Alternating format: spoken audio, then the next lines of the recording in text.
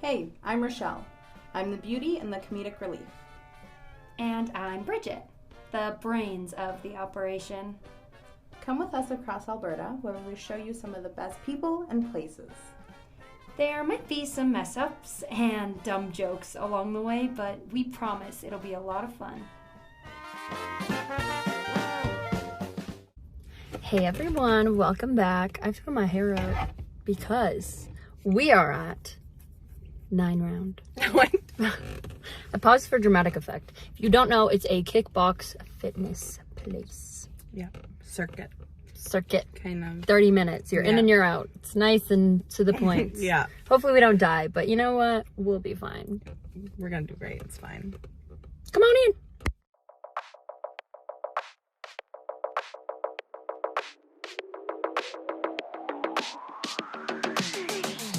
All right, so let's start with your name. Natasha Palic. And can you tell us a bit about yourself? I'm the manager here in 9 Round Kickboxing. Been the manager for about 3 years. Been a trainer here for 6 years. Full-time personal trainer. Yeah. And what is 9 Round? 9 Round Kickboxing is a kickboxing-themed workout. So it's circuit training for 30 minutes. You have a personal trainer.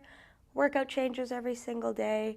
And we try to specify to each individual's needs modifying based on abilities, disabilities, and injuries. And how long have you been open? This location has been open since December of 2017. And do you know where the name 9 Round came from? Honestly, no, I don't. But I would assume it's because there are 9 rounds to the circuit. Ah, okay, that would make sense. Yes. And sorry, how long have you been working at 9 Round? I know you said 6 years as a trainer. I've been here 6 years, yes. Yeah. And a manager for 2 years? Yes. And what was it that made you want to start working at 9 Round? I kind of just really got it on a whim. I was like 18 years old, did not know I wanted to be a personal trainer, and I was looking for a job. They, for some reason, had faith in me here, offered it to me. I was a member here already, so they had been watching me work out, and offered me the job, and then it just kind of stuck because I loved it here. Aww. And what made you want to become a personal trainer? I was active since I was little, being in like gymnastics and dance and baseball, and then I got this job, really fell in love with the gym, and kind of quit doing all the sports and stuck to weightlifting and boxing, and then I was diagnosed with a eating disorder, and I decided that it should be my job now to teach people how to use fitness in a sustainable manner and not in a manner that's going to just focus on losing weight and making yourself smaller. So now I am a personal trainer to help people be healthy and keep a balanced lifestyle. And what has been your biggest success in personal training so far? Probably I got Trainer of the Year for 9 Round for 2021, and that would probably be it. Congrats. Thank you. And what would you say has been the biggest challenge since becoming a personal trainer? Just the different variety of people you work with, I think. Being a personal trainer is not just about knowing your way around the gym, but knowing everyone's specific body type, all the different injuries, how to repair injuries. We do a lot of, what's the word I'm looking for now? A lot of like rehabilitation for injuries. So using exercise to build back up the muscle or bone density and make it stronger than it was in the past. But you can have people from 13 years old who are just super energetic and going to people who are like 80 years old and have MS or any symptoms or illnesses that may cause the body to not function as it's supposed to. And do you have a favorite client story? Like, you don't have to get specific about the person, but just like a moment that was really amazing for your client, and so in turn it was amazing for you? Ooh, I feel like I have lots actually. But we did have a client one time. She was an older lady, probably in her 60s, and she had Parkinson's disease, and she was going to the doctor like probably every few days to every week getting treated for it. And through lifting weights, we were able to teach her how to manage her kind of tics within the muscles through like muscle stability and strengthening the muscles around it, to the point where she actually only had to go to the doctor once a month to get checked on. And he said she was just good enough if she was seeing us every few days to work the muscles up. It was pretty cool. That's amazing. And I think too, like, I mean, I've worked out here once, but the environment that would have to be created for her to feel comfortable to work out, or just for anyone in general, I think working out is a really vulnerable thing, and some people don't feel comfortable when a lot of people are watching them. So I think it speaks volume if you're able to create an environment that makes people feel safe. Absolutely.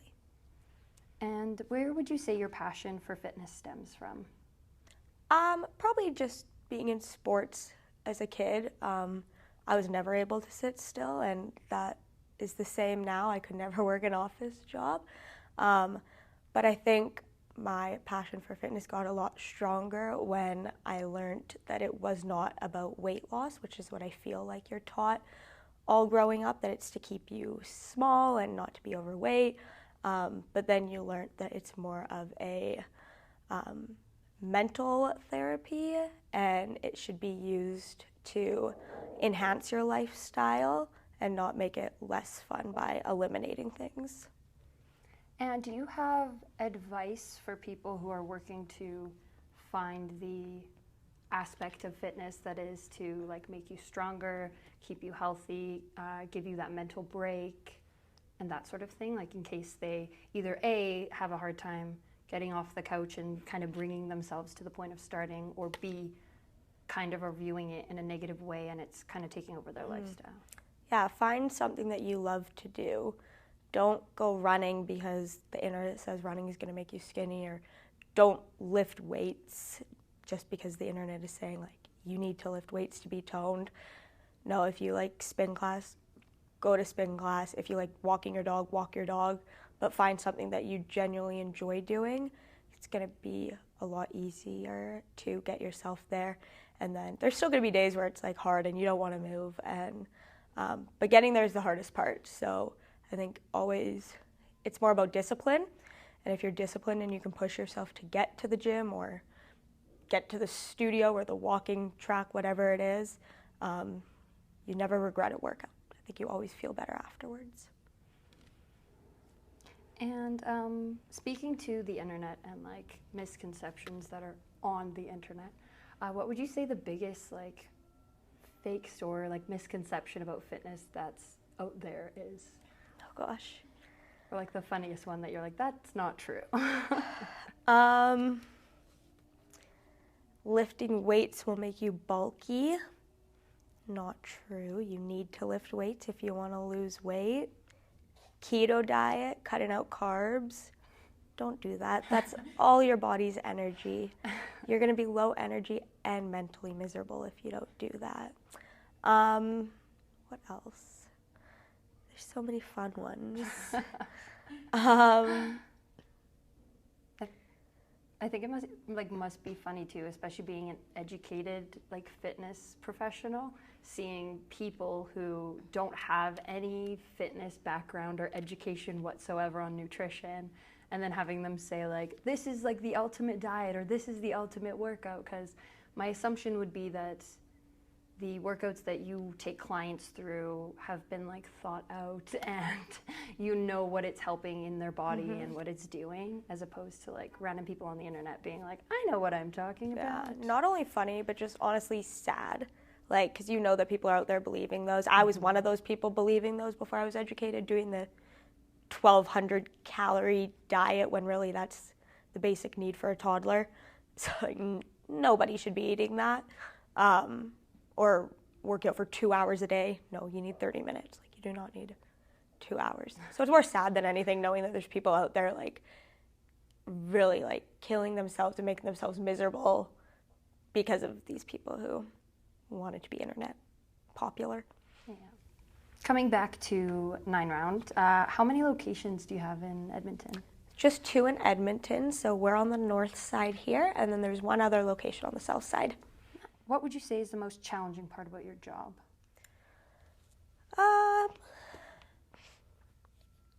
I would say I think I might have mentioned it before, but just working with a variety type of people and different bodies.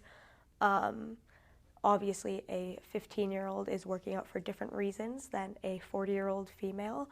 So trying to cater to all the different people and just you have to give each person a different experience because they're all here for different reasons. And what would you say is the best part of your job? Oh, also the people. I love every single client, and if there weren't clients, there wouldn't be trainers, and their victories are our victories, and yeah, they're amazing. Is there like a certain kind of person that you look for in a client, or how does that work? Like, is it open to absolutely anyone and they can choose a trainer, or how does that process work? So for 9 Rounds specifically, we do have an age limit of 13, but after that you can be as old as you want. So like at our specific location, our youngest member is 13, but our oldest member is 84. We have people with hip replacements, we have cancer survivors, we have professional soccer players, so we have every range of the most athletic to the least athletic, and every trainer here is educated to cater that workout to what you can do. And before you had mentioned, so a full workout would take 30 minutes, correct? Correct. So it can be like an in and out type thing. Absolutely. And when you're working with people, is it always just one-on-one, or can you do a couple people? Or? Nope, so it'll usually be a couple people. We like to have more than one trainer in here at a time because we can have up to 18 people. That's not very realistic always. We usually wouldn't have 18 people, but it'll usually be, it can be up to 4 people and with one trainer if need be on a busy day. And what should people expect if they were coming in to do a workout? Ooh, just expect to be sweaty and tired and having fun. It doesn't feel like a workout. I call it a justified temper tantrum because you're going to kick and punch things, and we're telling you to do it. There's no issue with it. We want you to punch as hard as you can. It's a good release from everything else. Cool. And do you yourself have a favorite workout? Yeah, I mean, I do 9 Round every day. I love 9 Round. I love kicking things. I love that it's really fast. It's like efficient workout. I also love spin class. I'm there all the time. Completely different workouts, obviously. But yeah, find what you love, keep doing it. And what would you say is a misconception about 9 Round? I think that sometimes people think we're like actual boxers, like fighting each other, fighting people, sparring, fighting your trainers and stuff, which there definitely is that aspect here when you get to spar with your trainers, and it's super fun. But really, we're not here to teach you how to fight other people. We're just here for fun, punch it on the bags. We're here for more of a better workout than we are to train you to hit. And for yourself, because you obviously stay very active, what is it that keeps you motivated in your fitness journey, lifestyle? I think just feeling good mentally and physically. If I stop working out, I can feel it more mentally than anything. Working out is just what I personally enjoy doing, and that's my form of self-care. So, yeah. Is there anything that you want to, anything else you want to say about 9 Round or about fitness, or any advice or anything you'd want to give to anyone who maybe is unsure if it's right for them or something like that? Just try it. Try anything you can once. You're not going to find what you like to do unless you try everything once. And if you don't like 9 round or you don't like a different workout, don't get discouraged that working out isn't for you, because there is something out there. And yeah, just give everything an opportunity. All right, so I'm going to start you guys off at number 1. One of you is going to be jump roping. So we have a short, medium, long jump rope. The other of you is going to do bag slams. So you come up as high as you can, throw it down as hard as you can. Ooh. Whoever's doing this is going to do 10 of those, and then you'll switch. Okay. So the whole 3 minutes there. This person. Okay. So what's going to happen with all of these is one of you is going to be the counter. Once the counter finishes, you switch. That's how it works with a doubles workout. Gotcha. Cool. Good. So grab whatever jump rope works. Whoever wants to do that first.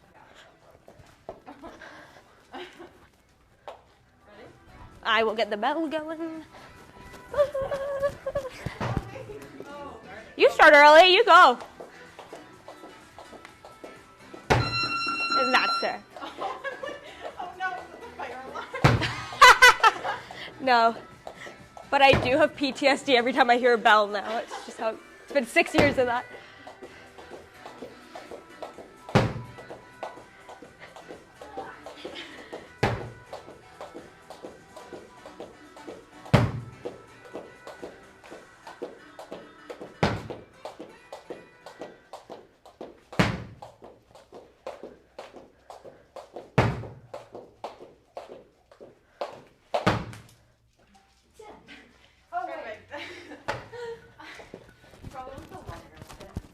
Probably, yeah.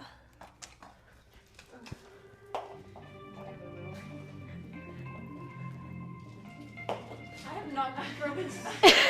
That's everyone's first words to me every time. They're like, I've been jump rope since junior high. And I'm like, well, Today's the day. It's great cardio, so here you go.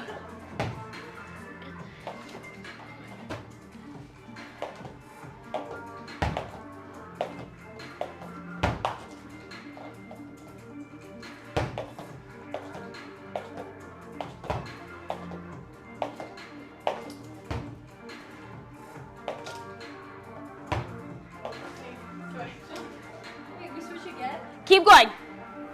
For the whole round, you're switching. You keep going.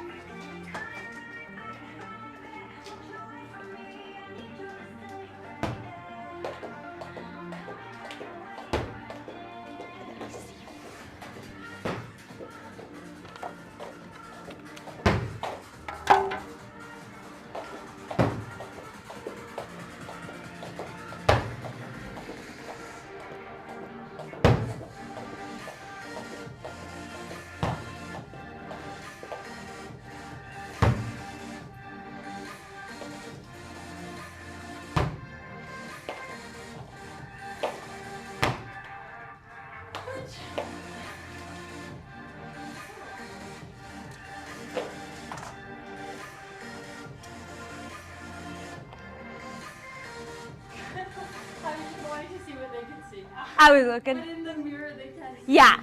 Yeah. So I'm embarrassing myself in front of everyone. So that's your 30 seconds. So you keep going for 30 more seconds there. Are they going to hear everything I say? Yeah. We can take up the audio though. Huh? We can take up the audio though. Oh, I was like, so no talking? Okay. Got it.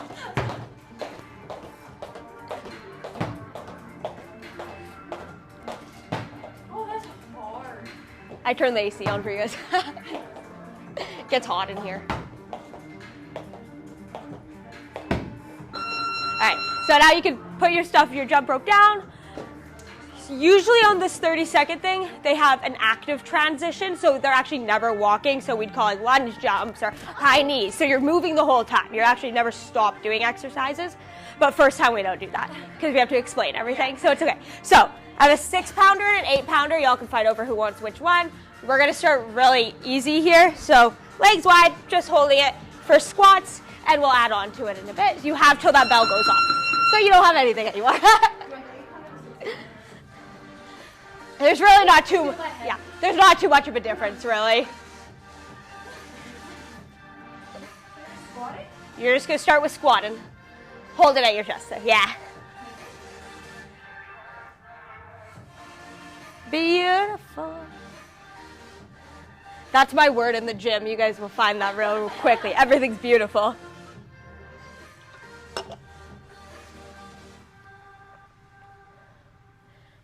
there's ads on these YouTube videos.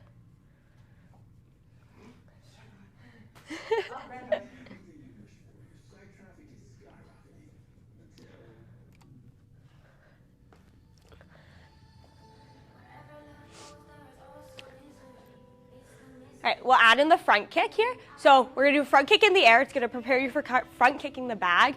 4 parts to a front kick. You bring your knee up, show it to the mirror, bring it in, place it down. Don't let it go here. Stays right in front of you. Keep holding the ball. Go from the squat, so it's like squat, up, out, in, down, squat, other leg, back and forth. It doesn't have to be high either, as long as it's right in front of you. It does not have to be high. Squat, up, out. Bridget, bring your legs further on your squat. Yeah.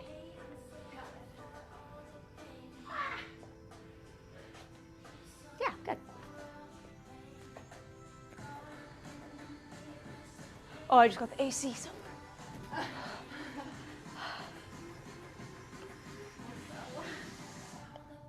You guys' legs are gonna hurt. They already are. We have a workout posture. Yeah, we do have a workout. What kind of workout? Is that the trampoline one? Yeah. That's gonna suck. We already went to the trampoline. How was it? Super. I want to go so badly.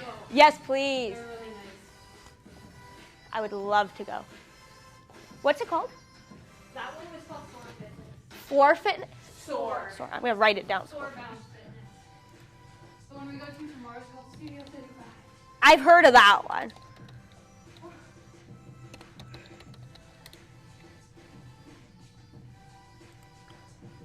Yeah, I definitely want to try it. There's no tape in. 30 seconds. Last 30 seconds, jumping jacks, holding the ball. Yeah, there you go. Cardio. Thank God I don't have a mic on. Why? You don't have what? A mic on really well.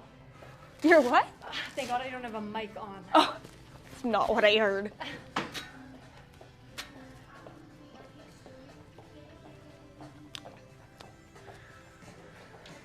Oh yeah, also stop and get water whenever you want because the workout, like the bell doesn't stop. So take the gloves off whenever you need water, but they're gonna stay on you for every bag now. Okay, so if you're right-handed, basic boxing stats, left leg in front. Hands are always up by the face. You're always gonna hit that front leg first, that's your jab. Back arms your cross, so other way. Start with the front leg. Oh, okay. Back arms your cross, that's your power punch, so we need to be your dominant hand. So that's why it all is backwards. This is called the double-ended bag. This is to mimic your opponent in the ring. So if this goes all crazy, we're not allowed to touch it because you can't like stop your opponent in the ring, right? So you're just gonna stand back, let it work itself out. So I'm gonna have one of you on either side. All we're doing here is your jab cross, so left leg in front. Rochelle will go jab cross, and then Bridget will go jab cross. Don't do it at the same time. Don't do that one.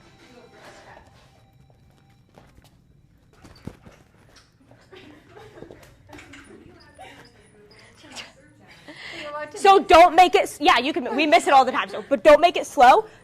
Right back, as quick as you can, straight back to your face. Closer to it? Up to you, it just depends on your arm's length. Oh, okay. Yeah. Yeah, there you go. And it will hit you in the head, so careful, yeah.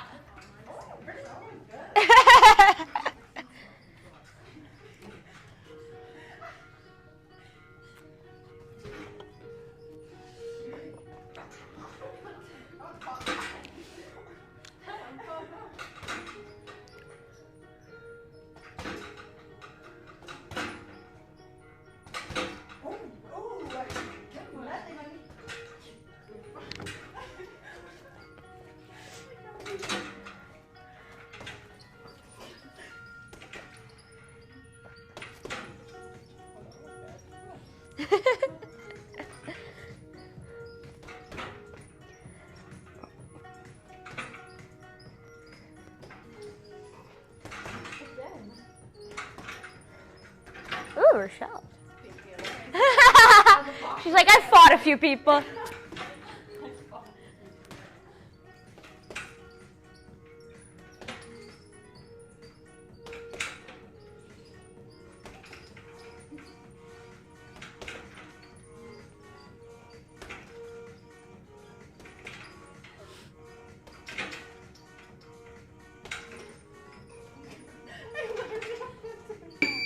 30 more seconds.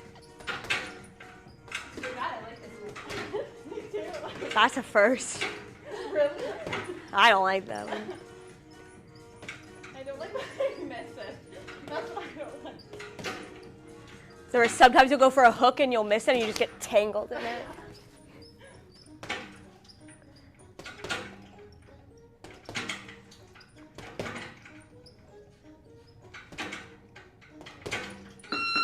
Good. All right.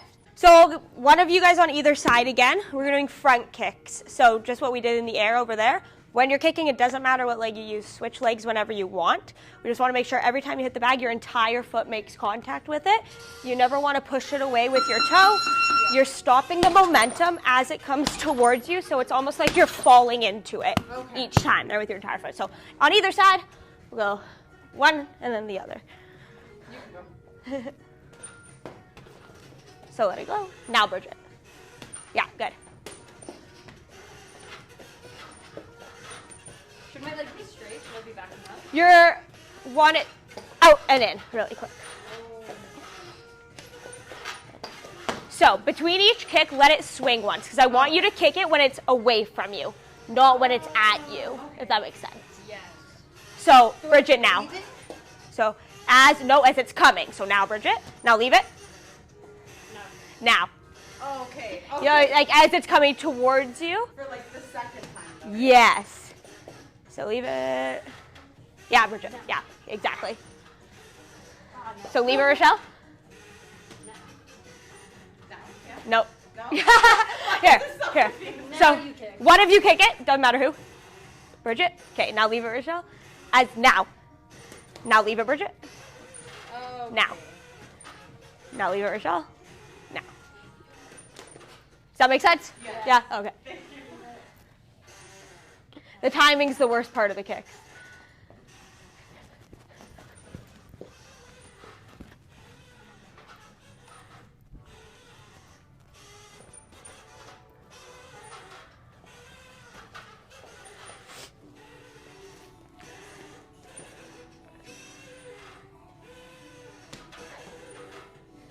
This is hard. It is hard. It really is.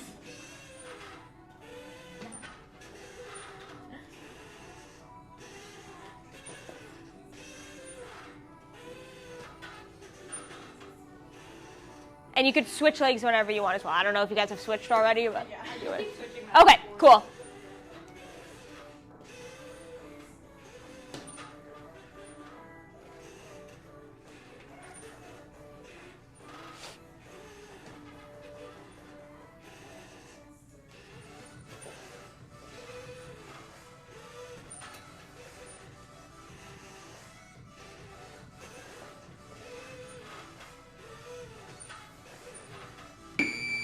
Okay, last 30 seconds. You guys will come closer to the bag. Do your jab crosses that you did over there, but as hard and as fast as you can at the same time. Yeah. Go, go, go, go, go. Till that next bell goes off.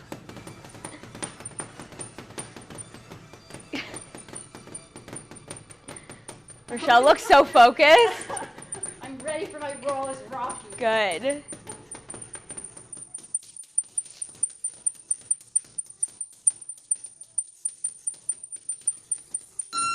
All right. So this is going to go back to where one person's the counter and one person's doing something else. So we're going to go uppercuts here. So you're going to have your left leg back in front, hands up by your face. The entire time you hit this bag, your palms are facing you. We're not turning at all. Come up with the flat part of your knuckles, bend your knees right on the bottom of the bag, alternating arms. So one person's going to give me 20, the other person standing to the side giving me squats. So Rochelle's going to count to 20. When you're done, you yell switch. Like 1, 2, 3? Or Yes. Like, Yeah.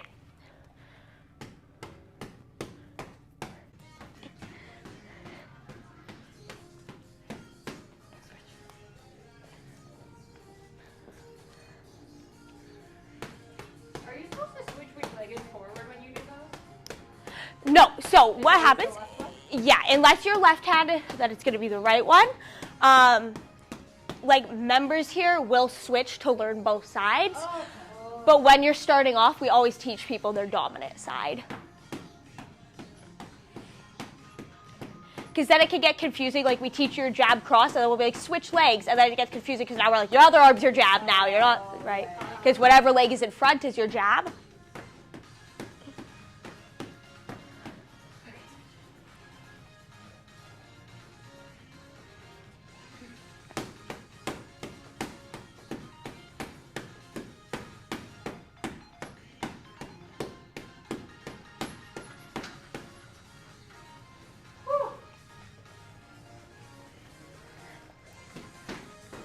Hmm. 30 seconds.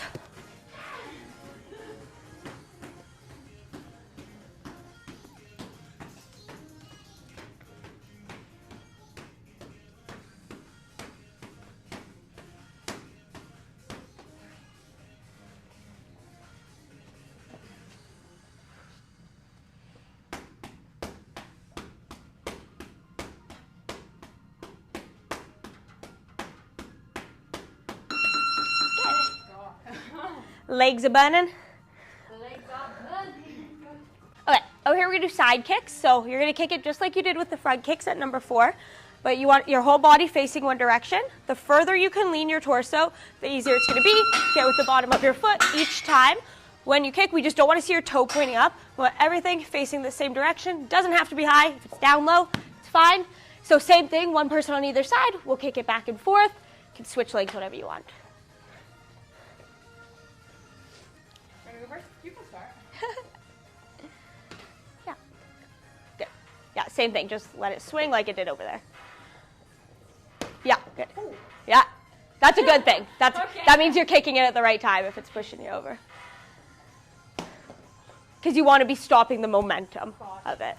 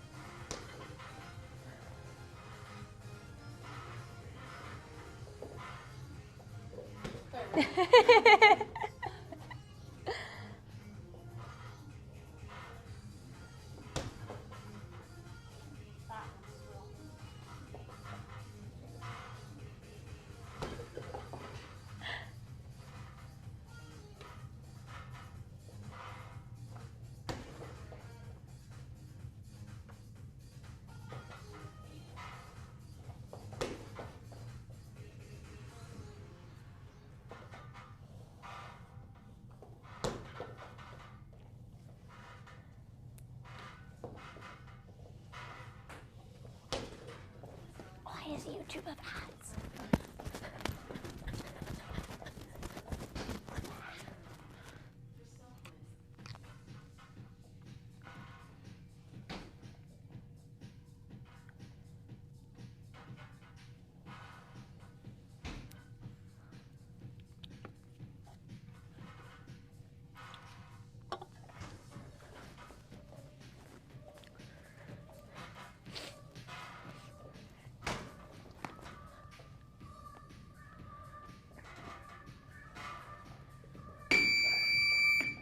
Seconds.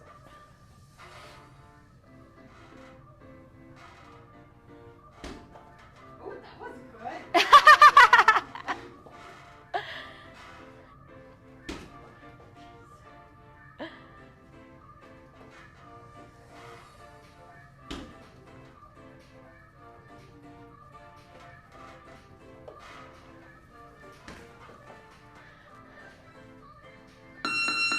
Yay. So you guys can take your gloves off now.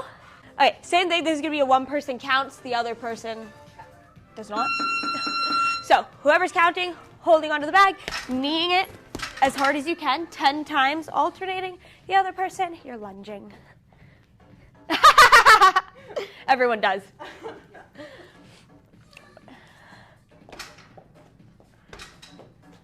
You said 10?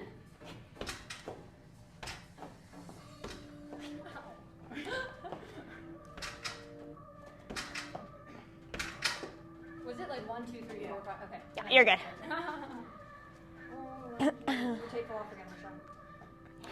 She's facing the back, yeah. It's fine. Her back will be towards the camera here, just so you know. Then I will maybe be.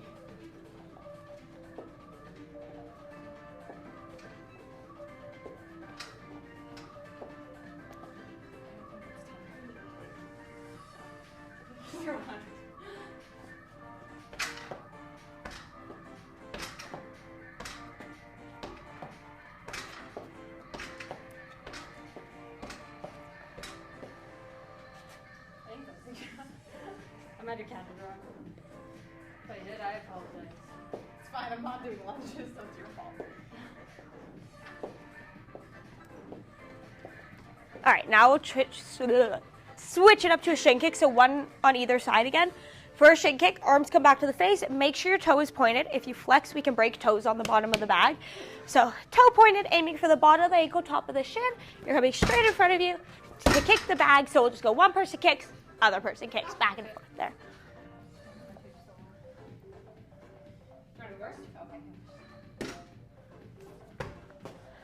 That's hard. Yeah. I have people bruise themselves from doing these.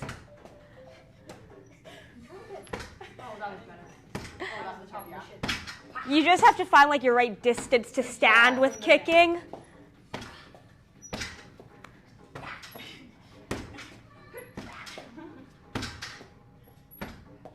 I feel like I'm literally gonna be ready to fight anyone right now. We're gonna walk out pick up fight. Yeah.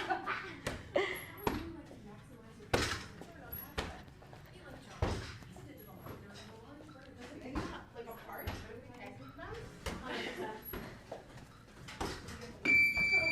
30 seconds. My partner's failing early.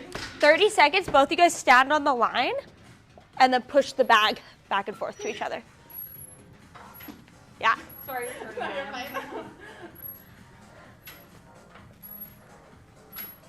Alrighty. Sorry. I just feel like this isn't a workout. I'm just like pushing away. It's definitely work out for me. Try to stop before it hits my face. Okay, good. Okay, speed bag. Instead of punching, hitting with the side of your fist, elbows up as high as you can. We're gonna aim for the little white patches, and it's not from the shoulder. You go from the elbow, little circle. If you go too high, that's when we end up with bloody knuckles. So keep it really small. When you hit the bag, it swings 1, 2, 3 before you hit it again. So the lighter you hit, the easier it'll be to count. So 1, 2, 3, 1, 2, 3. The harder you hit, the faster it'll go.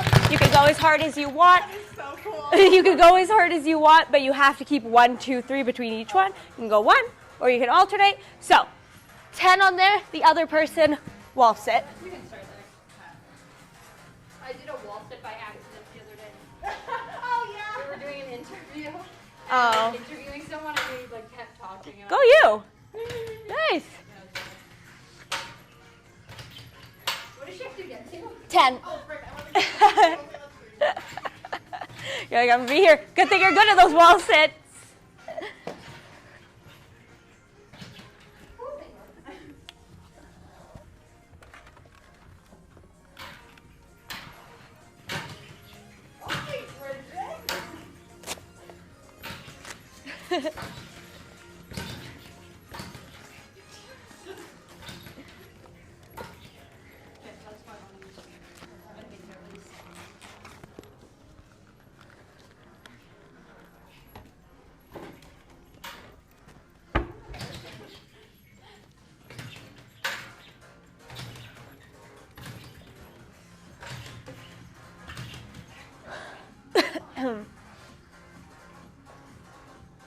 It's hard making sure that it's 3. Yeah. Ooh.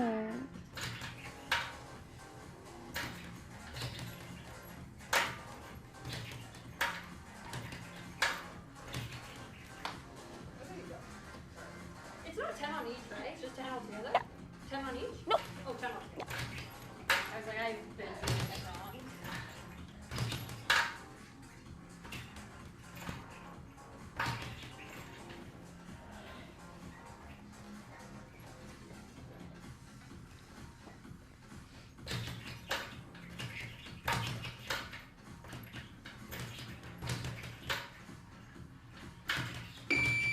30 seconds.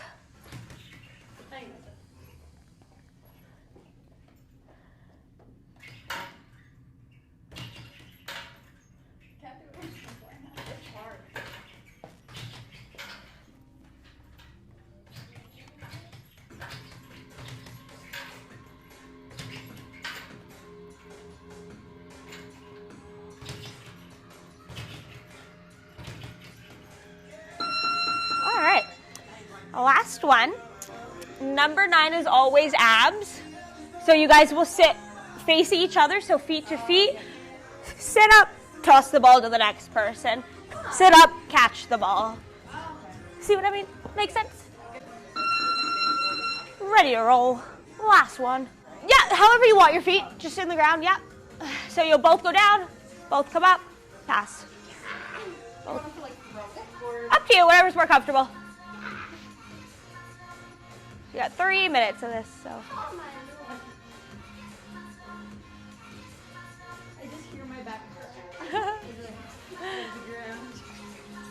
But we have your yoga mat.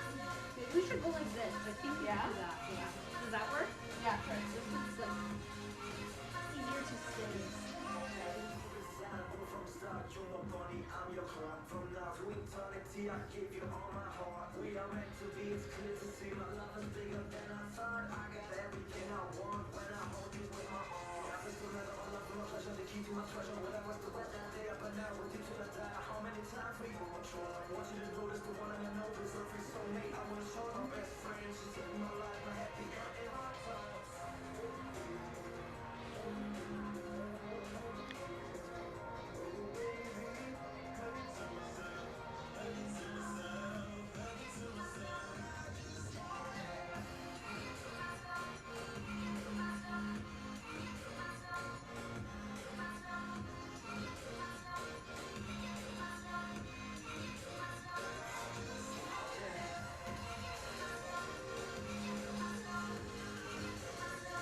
When that 30-second bell goes off, you're gonna put the ball down and we're gonna hold a plank for your last 30 seconds.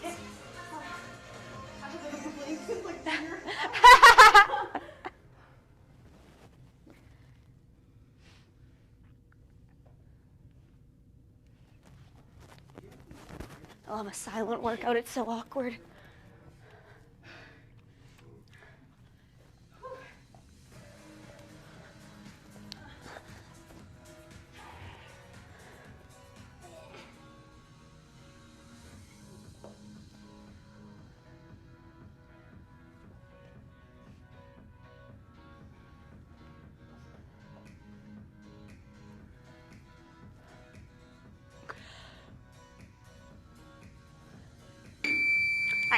Roll it over and plank. Roll it over. The last 30 seconds.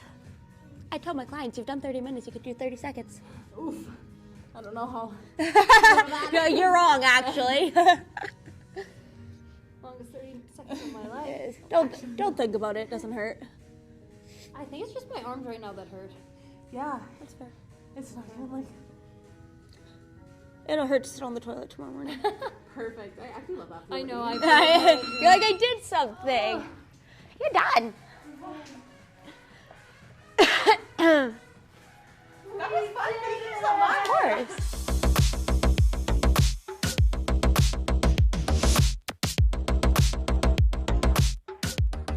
I'm like so sweaty right now. Hey everyone, welcome back. We just finished that 9-round kickboxing. It was a lot of fun. There's a little bit for everyone. If you're a leg person like me, there's a lot of leg workouts, there's a lot of ab workouts, there's some arms. You really get a little bit of everything. And I hate legs, and I don't mind abs, but I hate legs. But it wasn't to the point where I was like, this is not fun, I'm not gonna do it. It was more of like 1.5 minutes in one of the circuits of legs, and I was like, okay, this isn't like, it's bearable, you know what I mean? 'Cause it's not like the entire 30 minutes you're doing legs. It's like broken into the circuit, and you're able to like try out legs, and then you do arms, and then you do abs, then you do this and like that. And now I'm ready to be cast as the female Rocky in the next movie because Should be ready for it. I can throw a punch. So don't test me. And we can kick. So and we can kick. watch out. So watch out. But yeah, super fun. I hate working out. Anyone who knows me knows that. But it wasn't like unbearably awful. Yeah, It was I had a lot of fun. Yeah. It was a good experience. So yeah, if you're into kickboxing, check her out. If you're not into kickboxing, maybe don't, but maybe do. Maybe you want to get into it. I don't know. Yeah. But Super yeah. fun. Thanks, everyone. Hey, everyone. Welcome back to our channel. We have a special guest today. Hi. Don't let your bag show it has a logo on it. Thanks so much. This is Bree-Lynn. Hi. She is going to be in the workout class with us today, and we were her ride. So here she is. We are going to Studio 35 today, where we will try trapeze yoga, pole, rebounding, and bungee fitness. So we worked out yesterday, and we're back working out again today. Look at us go. I think Bree-Lynn's the most athletic out of all of us Yeah. here. I don't mean to offend you. Not I'm offended at all. It's the Perfect. truth. It's so. We'll see. Are you excited, Bree-Lynn? Very. Cool. All right, come on in with us.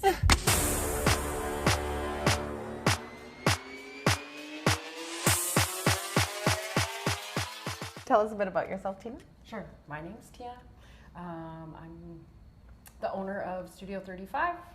I am a mother of 2 adult kids, and I've been married for 25 years. Yeah.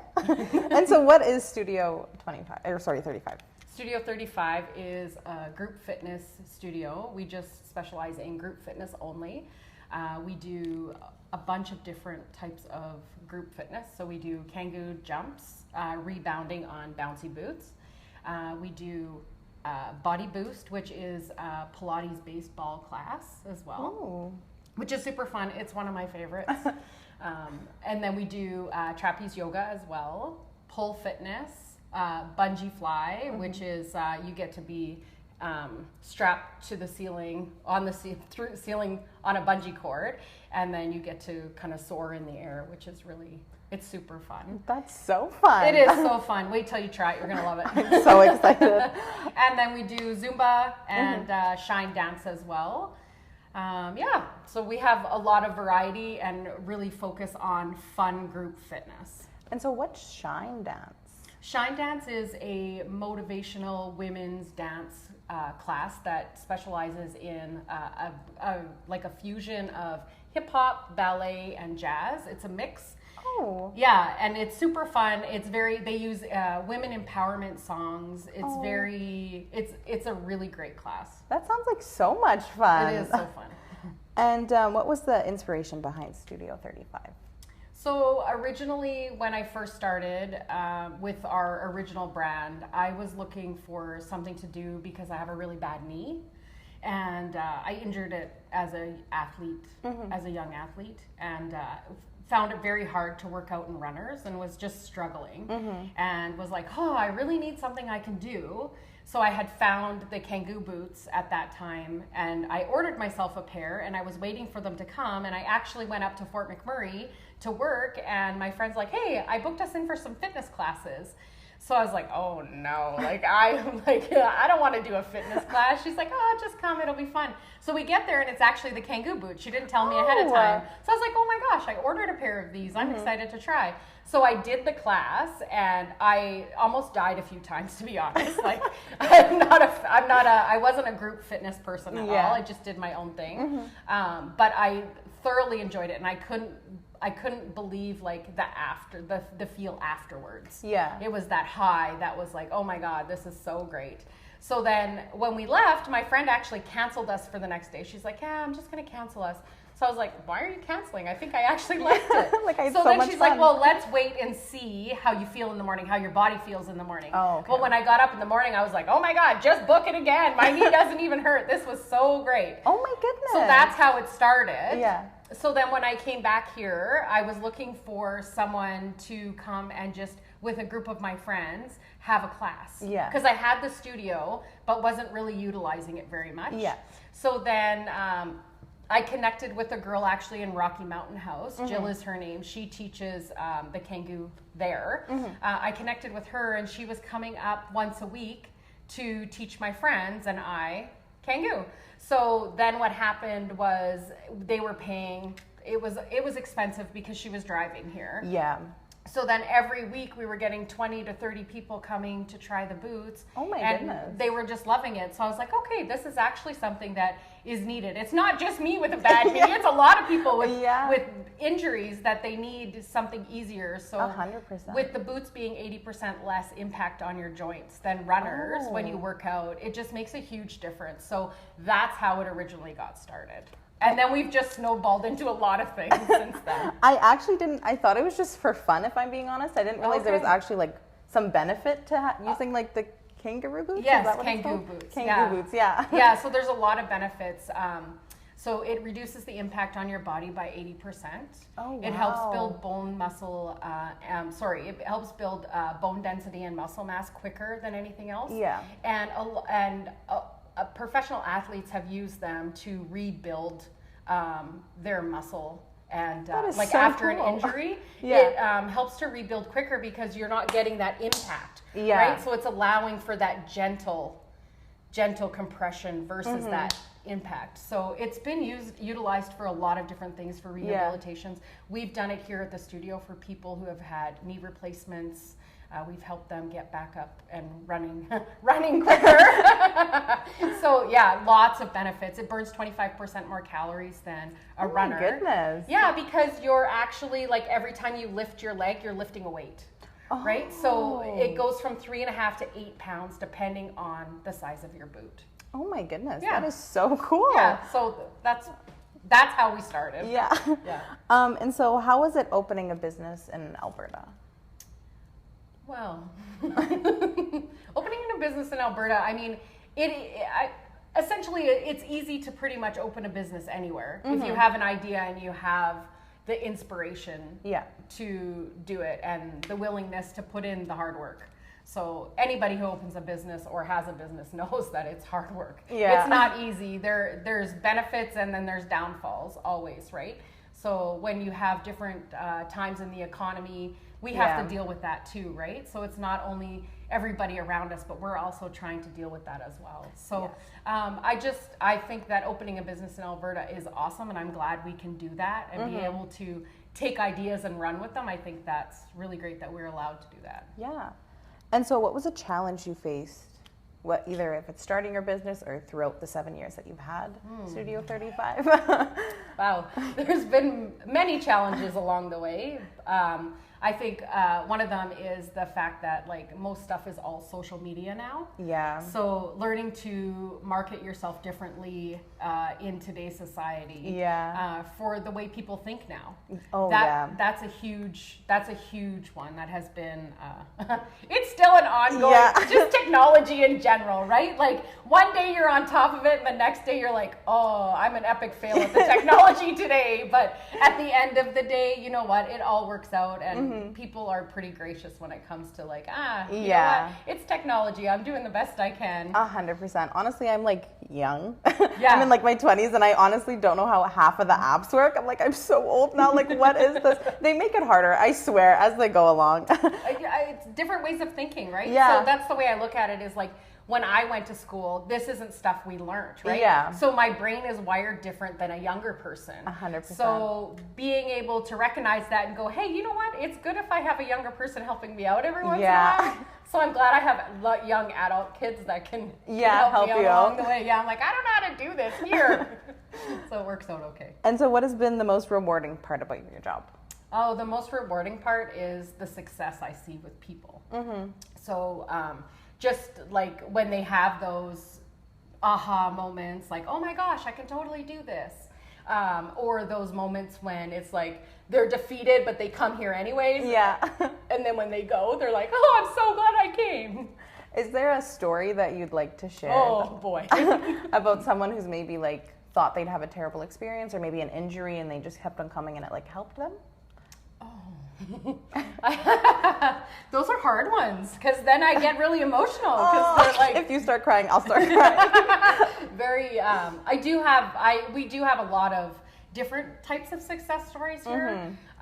We helped a gentleman lose over 100 pounds. Oh, wow. So that he could get another knee replacement. So he had his one knee replaced and then he needed the other one done. Oh, so he came from Edmonton every single day, worked his butt off and followed a food program and just came here and worked off, and he was amazing and did so great, and he was able to get that knee replacement. Oh my goodness. And came back after he got that second knee replacement and just ready kept to go. going. Yeah, took his boots with him actually to his physio, Yeah. and slowly worked it up so that he could come here. So then we had days where he would come and just practice going up and down the stairs and stuff. So that is one that was, sorry, so good. That's amazing. And the fact that you guys were able to help him out, and like, he obviously appreciates that so much because he's coming back and is like trying to make his way back into your classes. It was good. It was that's good. Amazing. Yeah, and mental health too, Yeah. right? So mental health is a huge thing today. Yeah.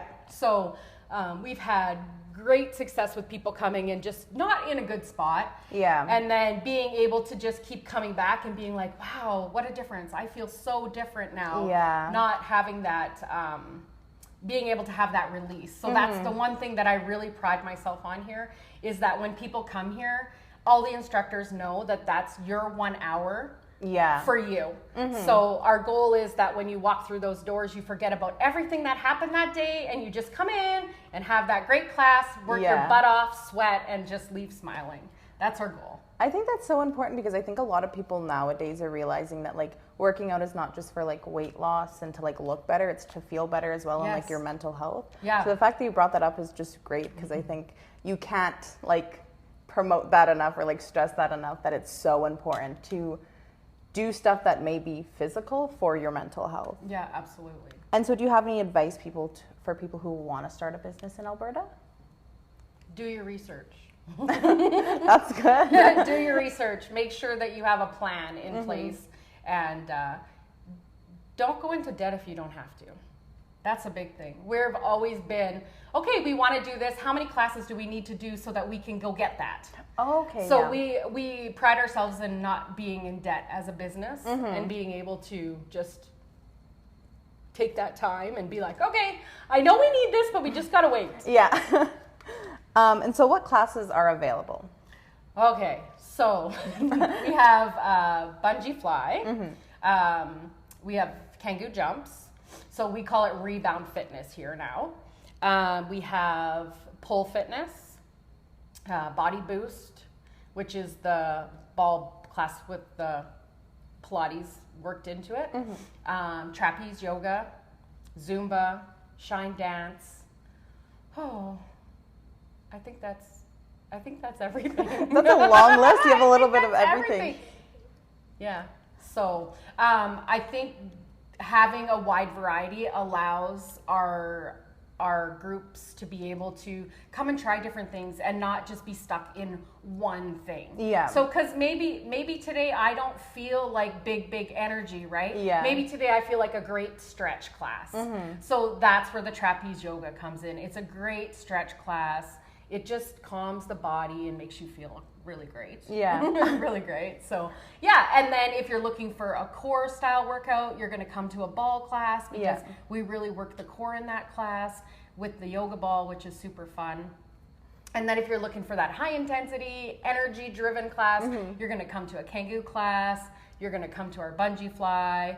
And if you're looking to get out of your shell a little bit, you're going to come and do pole fitness. Yeah. Right? So there's so many options. It's great. And sometimes we do like special one-off classes. So like we do salsa lessons on so Fridays fun. sometimes. And then we have some groups that come in and we do a sound bath, which is really great too. So we try to have a variety of things happening over and above what our regular stuff is, so that we can attract new clients to come in and try new things and see if there's something here that actually fits them and be a part of our community. Yeah. And so I know you mentioned this before, but do you have a favorite class?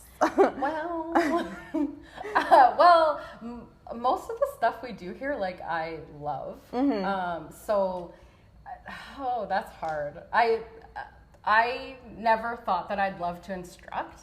That wasn't my realm. Like, I went to school for business and marketing management. Okay, so completely opposite. So completely opposite of what I thought I was going to do. It just kind of just all rolled together. I thought I was going to own a business and just run it. Yeah. And have instructors. And then when I went into that instructor role, I was like, oh man, I just love empowering people. It's Yeah. so great. So if I had to pick one, I would probably pick bungee fly. As I said, like when we were talking just before that, I am the Canadian trainer for the company. Yeah. So during COVID is like 2 years of flying and just, you know, learning the craft was so fun. And it's a totally different feeling. Like people bungee, right? Like they do the jump off the cliff kind of bungee. Well, I would never do Me that. neither. Like, I'm afraid of heights. I can't do that. But put me in that bungee and oh man, the freedom you feel when you're in there is just amazing. And how long are each of your classes usually? So it depends which class you go to. So like most of them are an hour long. The only one I think that isn't, trapeze yoga is 45 minutes, and so is our boot camp class, which I didn't even mention, and I teach it. I didn't even mention that one. So I do love that one too, because I'm bossy. So it's good. So our boot camp class is 45 minutes and our trapeze yoga is 45 minutes, but everything else we offer is an hour. Okay. Yeah. And how many people are usually allowed in your classes? So it depends on the classes because we are boutique. We really try to keep our classes numbers in under 20 always. Yeah.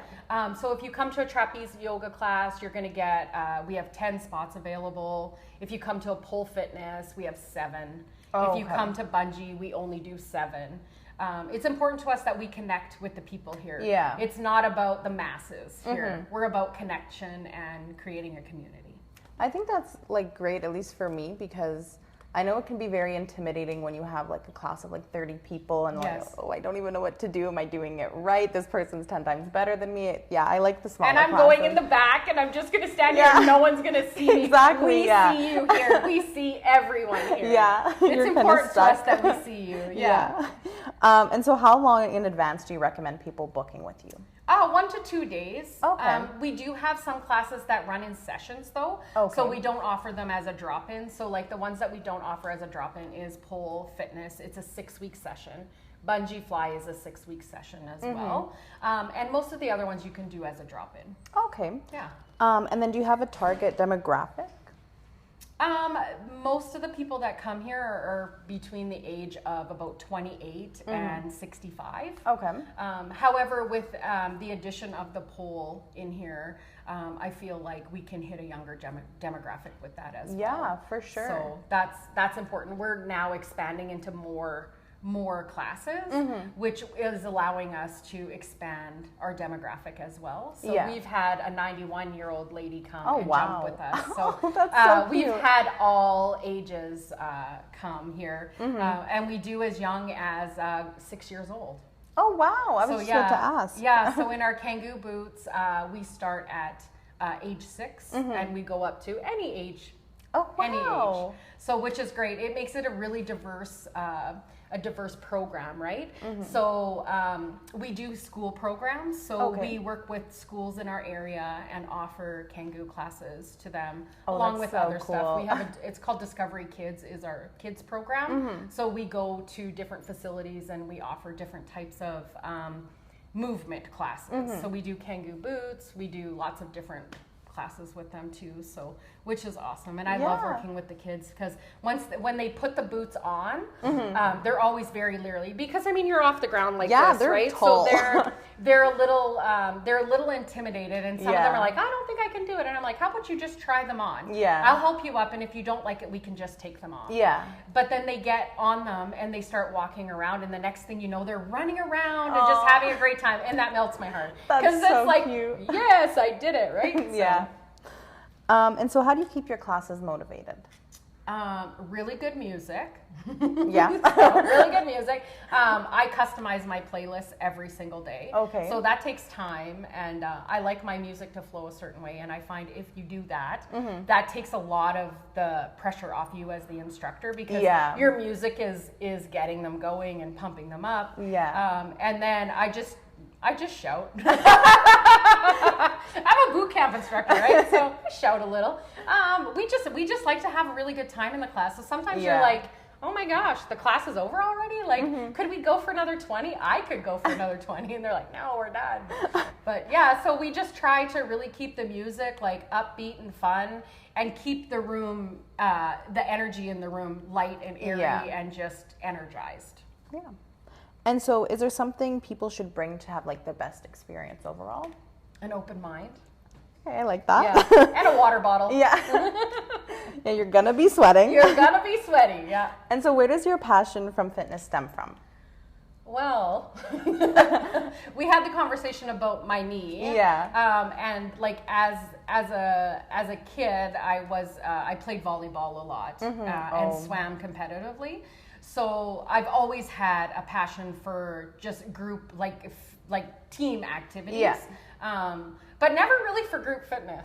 Like, that's the truth. Never really for group fitness. So when I started the company, it was like, when I started jumping in the boots all by myself, I was like, this isn't fun. Like, it's great workout, but I need people. Like, I wanted people. So that's where it came from. It came not more as like a passion for fitness, but a passion to build a community of people. Yeah. Yeah. So that's where mine comes from. And then is there something that you wish people knew about Studio 35?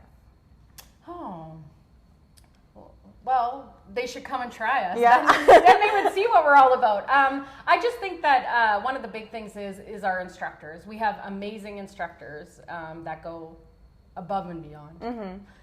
And if they come here, they'll find out that the community and our instructors really work hard to make sure that everybody feels great in the class, and when they leave, they feel successful. So here we're a community, and we work together to build an amazing energy inside the studio. And when you leave on a high and feel great and want to come back. And then my last question is, what is the best piece of advice you've received throughout your life? Oh, never give up. I like that. Never give up. Yeah, never give up, and always be humble. Perfect. Well, thank you so much for sitting down and talking to us. Hello, everybody. Welcome to today's class. My name is Julie, and today I'm teaching you yoga trapeze. It's like yoga with the advantage of this prop, so it makes it a little bit easier. It's great for flexibility and aligning the spine. We will do a little bit of inverting today as well, so lots of fun, all right?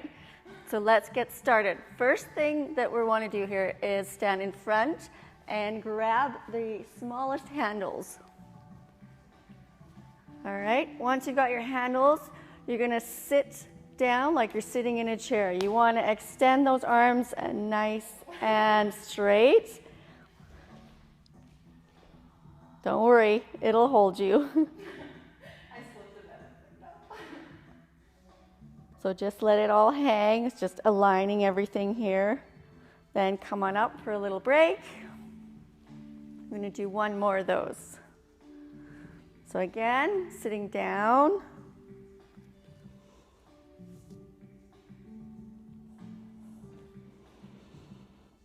Taking nice deep breaths in and out.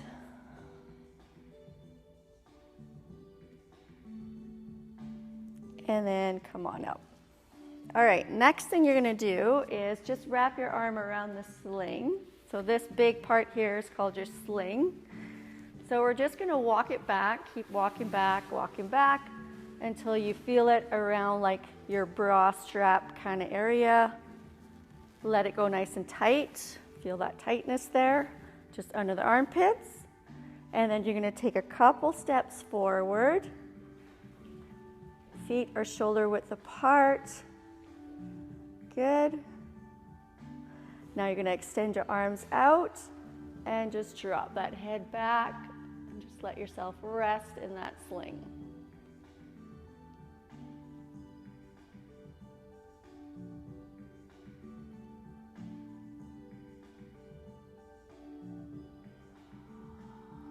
All right, now you're going to grab your sling. There's two ways to do this. You can do it in one full motion. If you can't do it in a swoop motion, you can just pause. So a swoop motion is you're going to bend the knees and you're going to press forward like an air plank. Oh my God. Yes, and hold.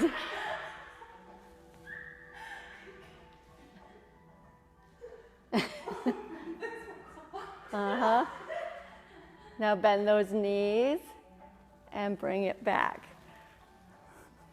Bring those hands behind the head and just a slight turn to the right and hold.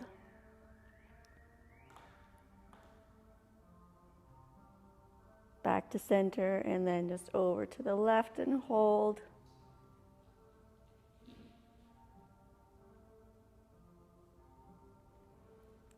And then back to center. One more time. We're going to bend and press forward and hold. Everyone is safe. No one got hurt.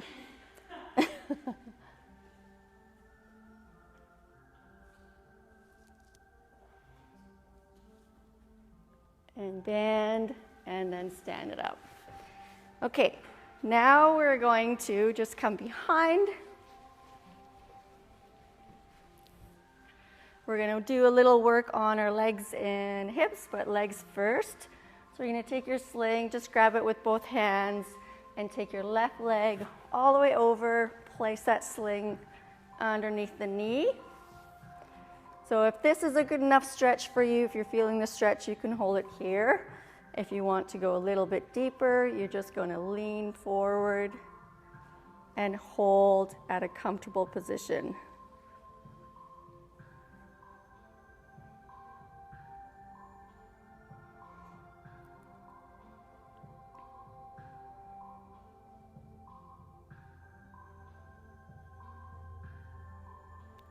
All right, you're going to bring it back. We're going to turn our back foot sideways. You're going to face the side wall and extend those hands out like a warrior pose.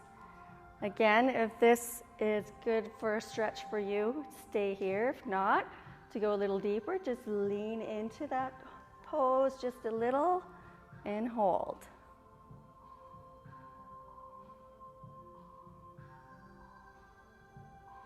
You're going to take your hand and drop it down to the ankle, reach up to the ceiling, and now reverse that warrior all the way over to the other side.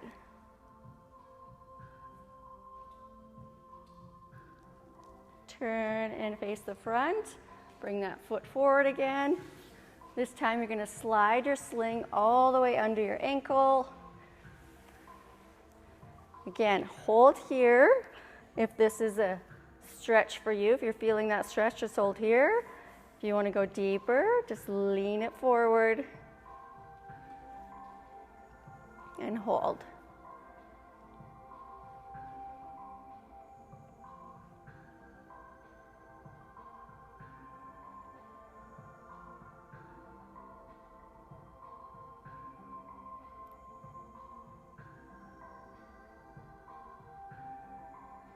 All right, bring it back.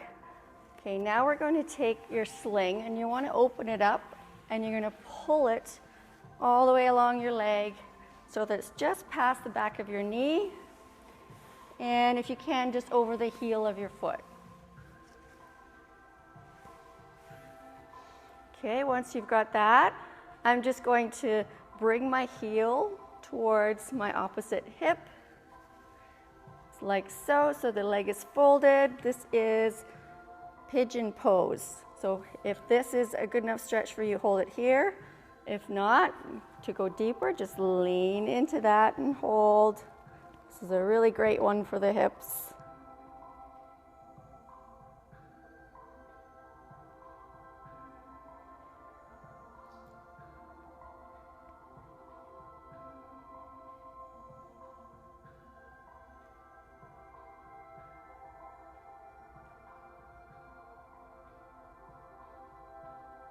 And then come on back.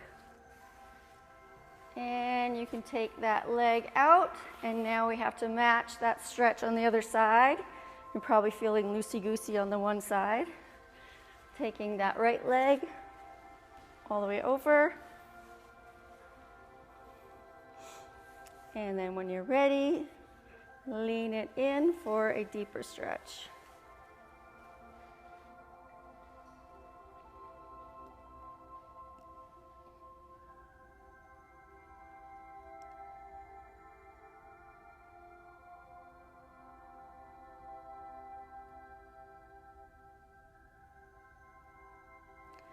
And bringing it back, placing that foot sideways, facing the side wall, extending those arms out for your warrior pose, and leaning in and hold.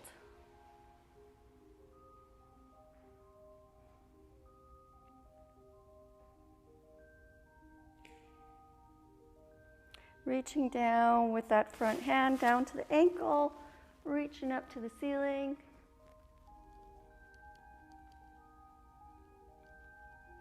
And come on up and reverse that warrior.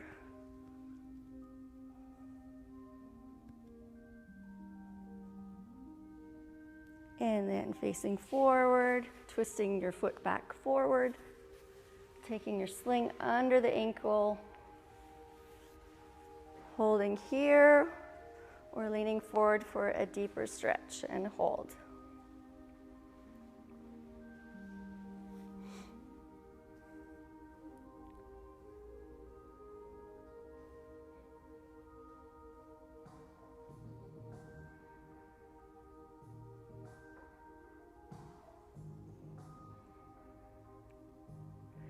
Bringing that leg back, you're going to extend that sling all the way past the back of the knee and placing that heel inside. And then bending that knee and bringing that heel to the opposite hip and just lean it forward.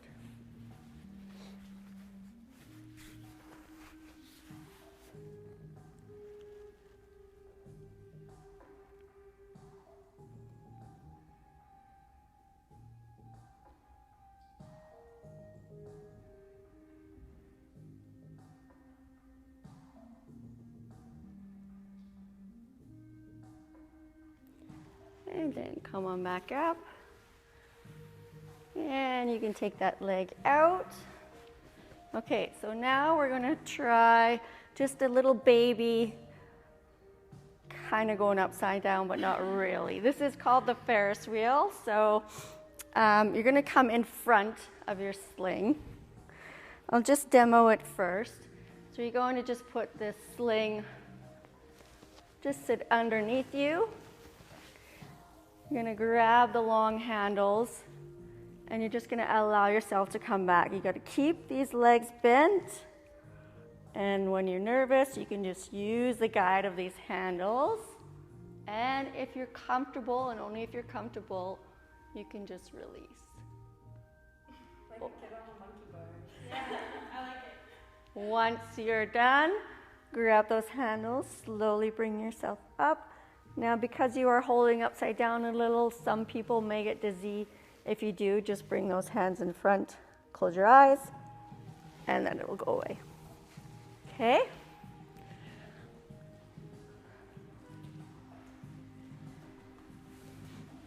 Good. All right. So once you're in there, grab your long handles. That's your security there. Slowly lower down. Good. Good, and if you're comfortable, you can release. If you're flexible, you can actually reach for your ankles. Yes. There you go. Nice. Oh, that's a nice crack in the back. Yeah, right? Beautiful. Slowly bring yourself back up. Grabbing those handles first. Nice. Okay, so that's called the Ferris wheel. So the next one is called traction Jackson. So the biggest issue is the legs with this one. So same kind of concept, but this time we're going to come back. When we come back, we're going to open up our legs into a big V, as wide as you can. So as I start to slowly come down, I V down. I need to drop my head back so my body drops back. Once I'm here, I'm going to bring my heels in. Heels. So you kind of have to twist the knees out to hook. What happens is a lot is people get here and then they reach this way with the toes. But that doesn't work. You need to hook in. So once you're here, bring your heels in front. Once I'm here, if you're comfortable, you can just release and hold, and it's the best feeling ever. Okay, so remember, as wide as you can, all the way back. Bring those heels in front. Okay? You can do one at a time if you want. I can spot each one of you or just be here for moral support.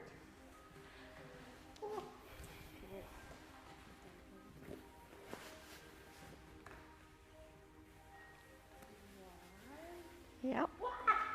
Perfect. So, yeah, you have the right idea. Just bring them in front. In front. Yes, there you go. Yes, perfect. Once you're comfortable with that position, you can, once you're here, you can also take the hands and walk them forward. So once you walk them forward, you're going to let your head drop. And this is called the banana man, because it looks like the shape of a banana.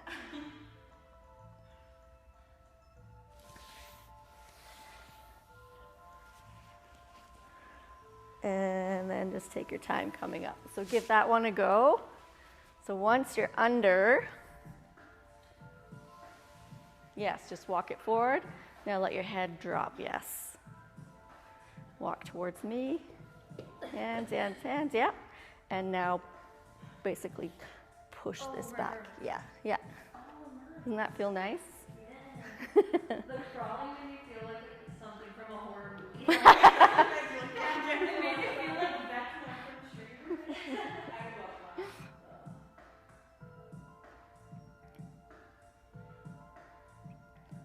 Awesome. When you're ready, you can walk it back and grab your handles. Slowly come on up. Open up those legs. Perfect. Excellent.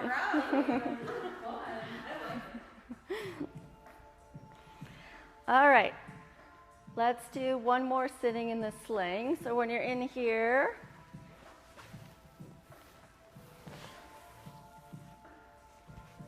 actually we'll do two. So we're just going to do a plow pose, but with the guide of our sling. So you're going to lean it back. You're grabbing the middle handles, and then all I'm going to do is just bring my feet up.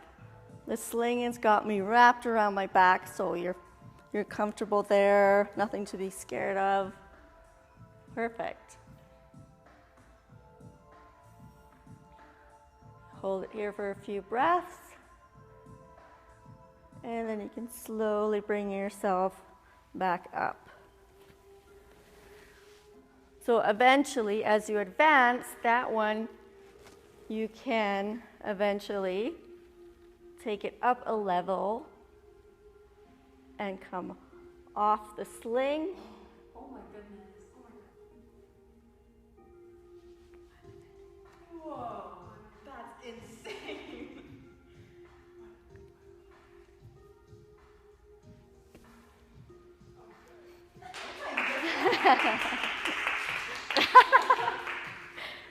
That's how we advance that one eventually, right? That's so cool. Yeah. So sick. That's amazing.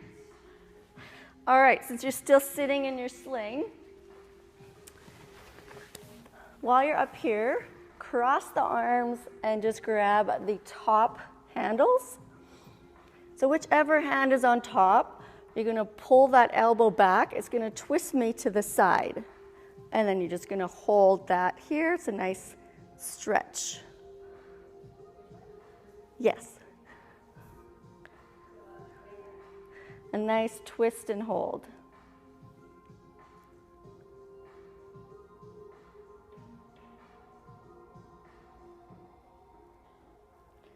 And then slowly release, bring you back forward.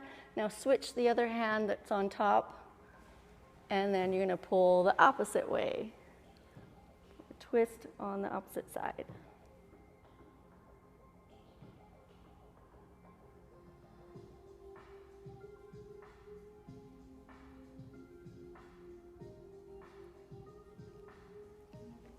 and back to center. All right. You're going to grab these long handles here. Just going to slide the rubber part away because you're just going to place your foot inside. And the same on the other side. Place your foot in there.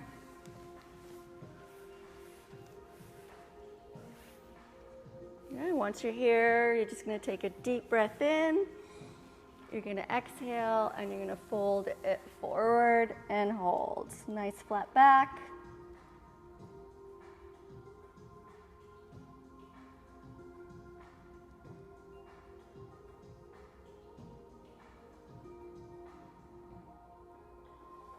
And then bring it up.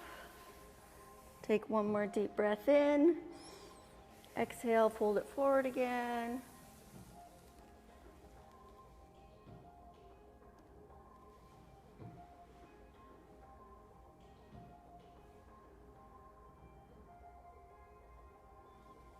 And bring it up.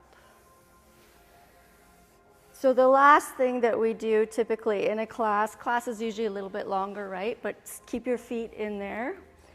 This is usually the best part of the class because you come back and you lie all the way back in your sling. Yep.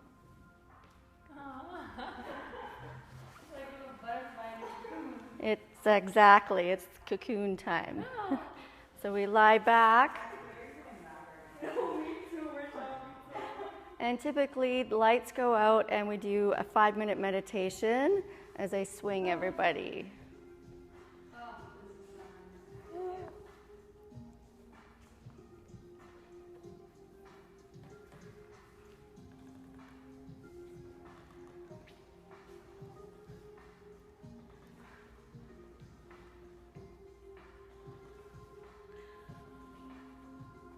This is the best part of the class, where you unwind and you forget about all your worries and just think about your childhood when you're swinging in a swing, when you're also carefree.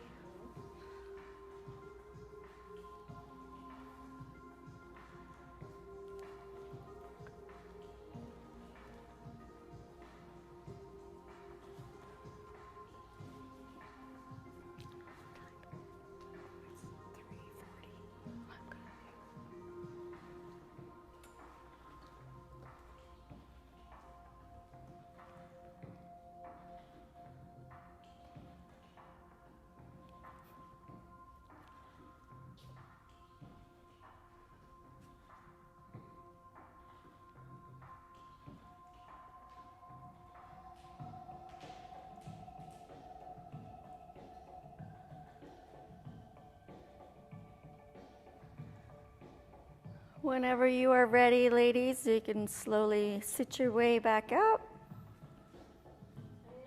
I told you it's the best part.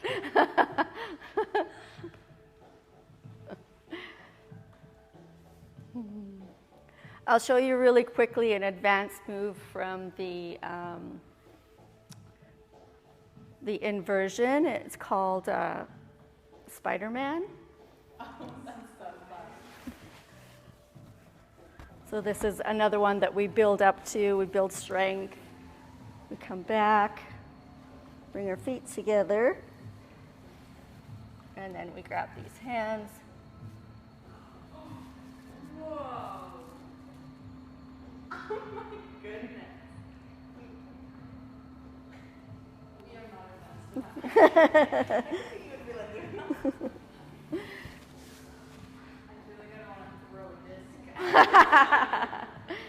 That one it's like muscle memory. Once your muscles figure out what you're doing, it gets easier, but it does take just a little bit of push in the arms. But in this class, we also do like a lot of like, arm strength moves as well. So I kind of alternate between a flexibility and between a strength building kind of thing. Yeah. All right, ladies, welcome to pole fitness. Okay. So when it comes to pole, There's a lot of work that goes off the pole as well as on the pole. It takes a lot of conditioning on and off to build the strength to do all the fun things that we do once we get spinning around the pole. So first thing we're going to do is warm up our entire body a little bit, starting with our neck. So just hands down straight, and we're just going to bring that ear to the shoulder, back and forth.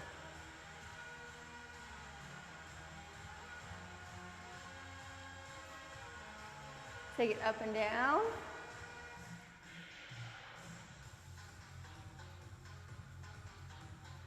And then just looking over the shoulder, side to side.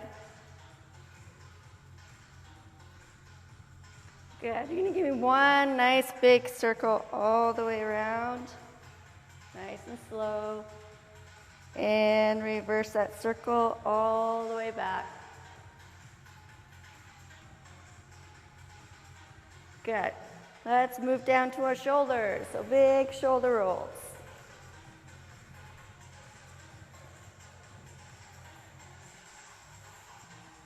And forward.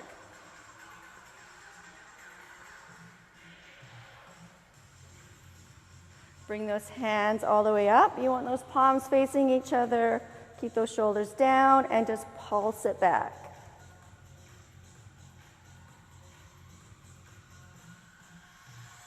Three, two, one. Palms facing forward and pulsing for 8, 7, 6, 5, 4, 3, 2, 1. Into a Y. 8, 7, 6, 5, 4, 3, 2, 1. To the side. 8, 7, 6, 5, 4, 3, 2, 1. And down. 8, 7, 6, 5, 4, 3, 2, 1. Hands on this side and just bring that rib cage side to side.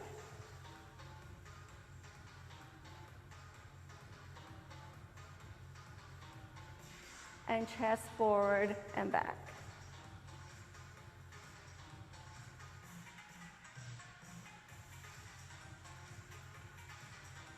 Good. Grab your pole and you're just going to bend your knees. So you're going to push your hip out, you're going to bend your knees and swing your hip over to the other side. Just take that side to side.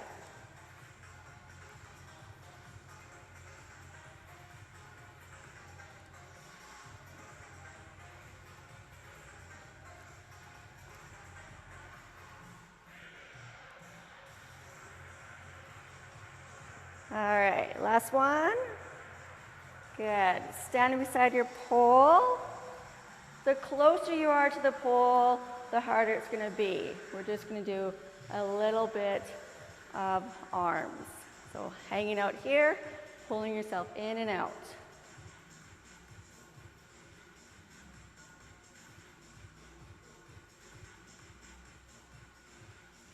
Four more, so 4, 3, 2, and 1. Take it over to the other side.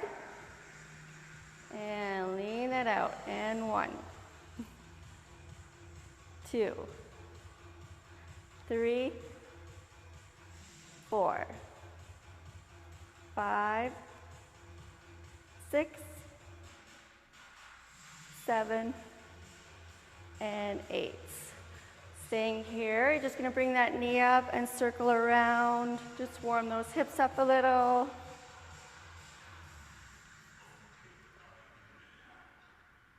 And then reverse.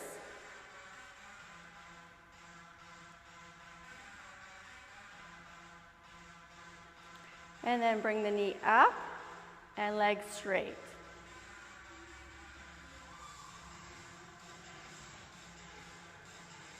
And last one. Good. Over to the other side. All the way around.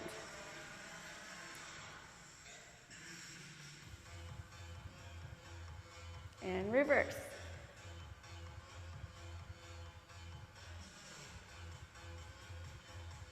one, and knee, and straight.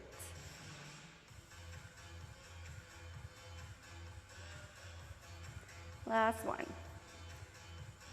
Good. Okay, so we're gonna test our strength a little bit. So you're just gonna come down to the ground here on our knees. You wanna make sure that you don't have an arch back. You're gonna tuck that pelvis. The hands are just above eye level. And you're going to lift yourself up. So just lift and down. Give it a go. There you go, yes, yes. Switch where the other hand is up above, lift and lower. Nice.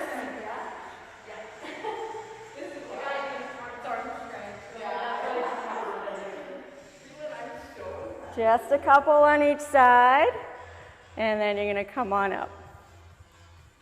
Nice, good job. Another really important thing for pole is core.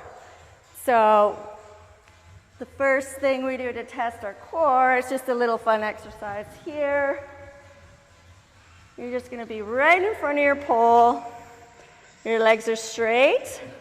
You're gonna bring those knees all the way up and see if you can get your knees up, meaning AKA bum off the floor. Straighten those legs, knees up, bum up. Yes, straighten those legs. Nice. Couple more.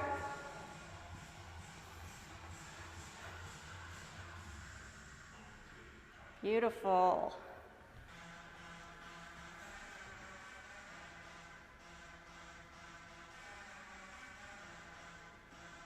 Nice. So the next level up for that is straddle. So this time you bring the legs up straight, straight, straight, and open and lower down.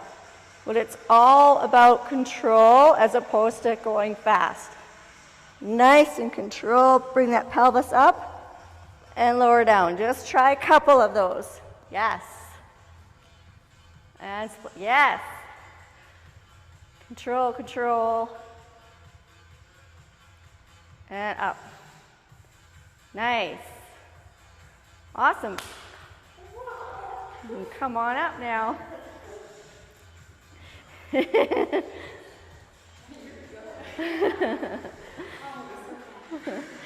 All right, okay, let's do some fun stuff. Let's get used to this pole. So we want to have, anytime we're doing anything pole, we want to have the hand up nice and high. That's how we get our lift in pole. If you're down here, it's really hard to engage your muscles and you're just going to drop, right? So all we're going to do is just take a walk around this pole.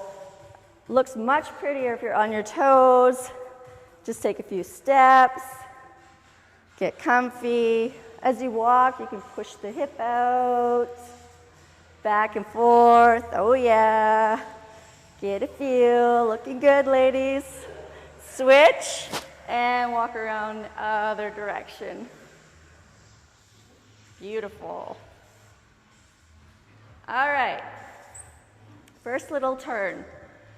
So we're going to put our hand up nice and tall. We're going to take this hand and pretend we've got a glass of water in it. And now we're going to dump that water, slide that hand down the pole.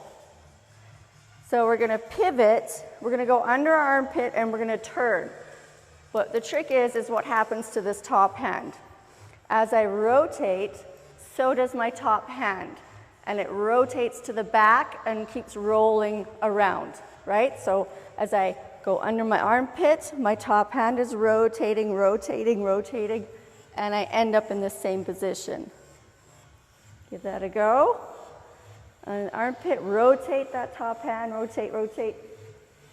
Beautiful. Yes.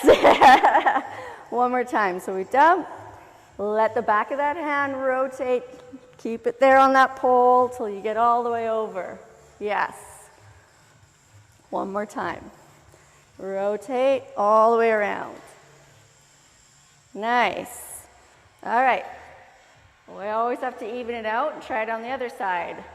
Jump that water. You'll probably find one side is a little bit more weirder than the other. And rotate. Jump.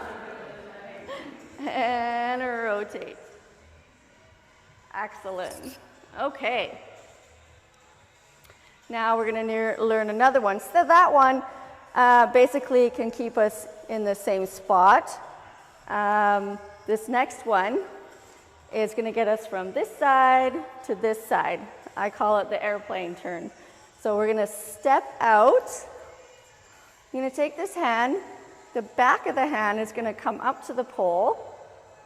As that comes up between my thumb and finger, I take my top hand off and I just walk and turn. Once I get here, I flip this hand and extend my hand out. Airplane back, take the top hand off, step, step, flip, hand out. Okay? Airplane. Yes. All right. Excellent. Okay, we're going to put those three together. So we're going to do one walk all the way around, one spin, and then right into two airplanes. Okay? So hand up. Here we go. Nice, sexy walk. Stopping behind your pole. Dump that water and turn. That's it. Step out, airplane over. Step out, airplane back. Yes. All right.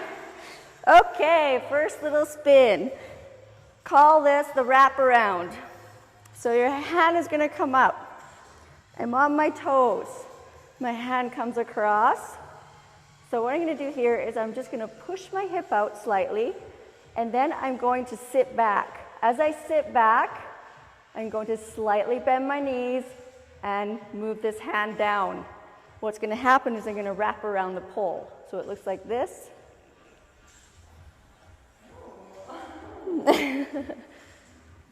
Yes.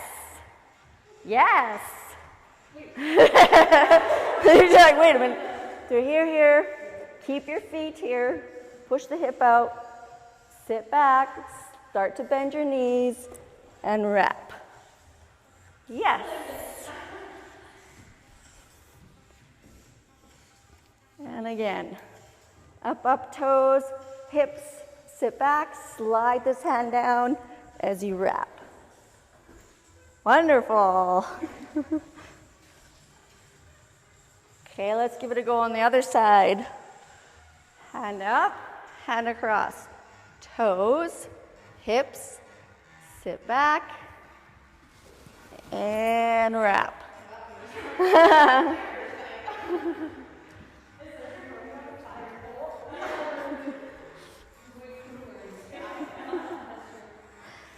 All right, so we're going to add that on, but we're going to do one more thing, and that's just a nice, silky, slinky way to get up off the floor. So once we come, let's all come down first onto the floor. We're going to learn, it's like a rainbow rollover. So as you're laying back, your legs are straight, you're going to take the right leg and cross over. Now I'm going to rainbow my leg, the other leg's going to follow, and that momentum should roll me over, like so. So if I rainbow, I roll over. Okay. Give that a go. Rainbow, roll, yes. Rainbow, roll.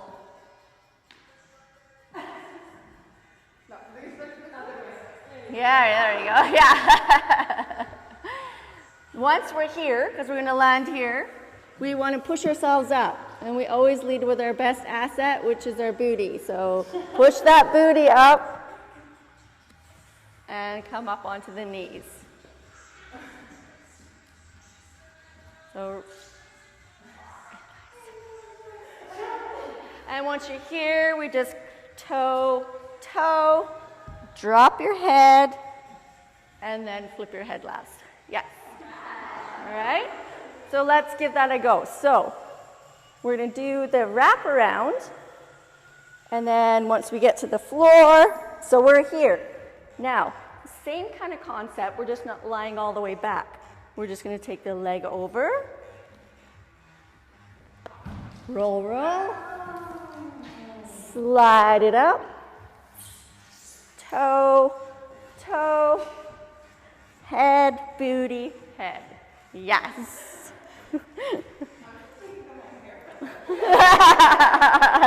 Oh yeah, there she goes.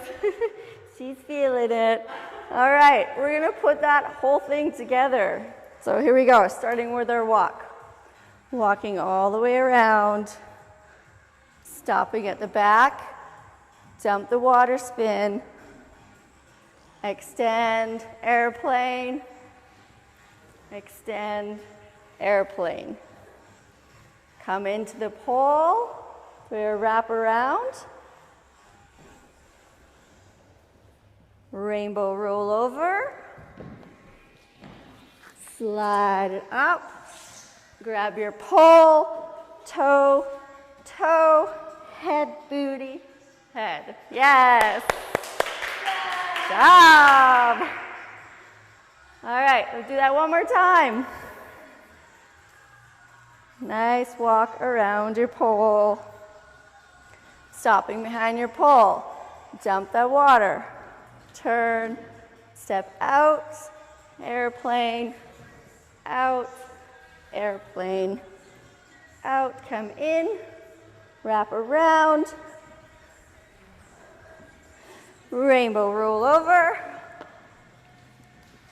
slide it up, grab your pole, toe, toe, head, booty, head. Yes! Woo! Good job, guys. Awesome. So just a little quick cool down just to stretch out those muscles that we used. Just stand beside your pole, reach above, and lean away.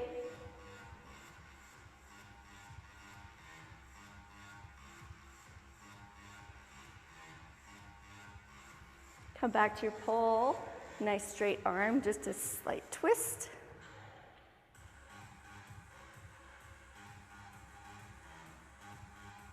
Over to the other side.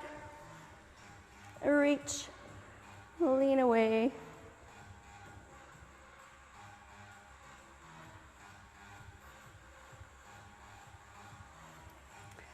Straight arm and twist. Turn and face your pole, just a little straddle back. And drop that head all the way through. Nice stretch on those shoulders.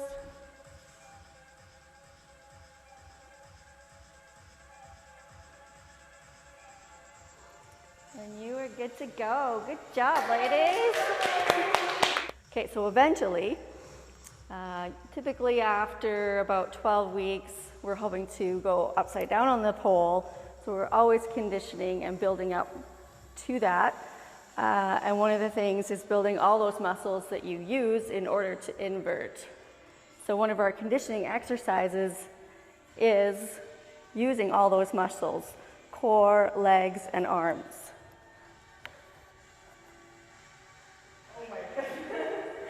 We typically want an inversion to not be kicked into.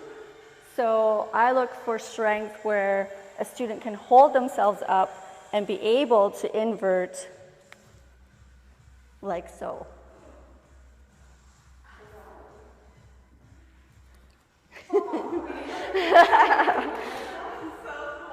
So my name is Andrea Murray. I have been doing bungee for just over a year now at the studio, and it is one of my favorite classes here, so yeah. So we're going to learn the bungee. So we're going to use the bungee in order to get some height up at the top. So we're going to do some functions up at the top, and we're going to have a blast here. So have fun. Yeah. All right. So I'll just do a really quick warm up here. We'll get our muscles moving, and then I'll run you through some bungee stuff, and we'll fly up at the top, okay? All right, so we're going to start with just a march. We're just going to warm up a little bit.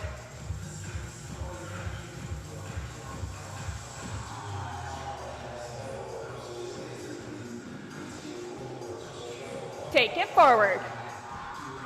And you're going to push into the bungee. Push, push. Yep.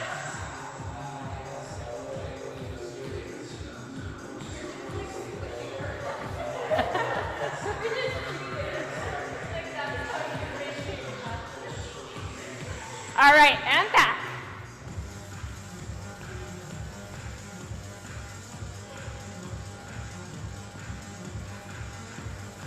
Come into the middle. We're going to go with the heel. Ready, go.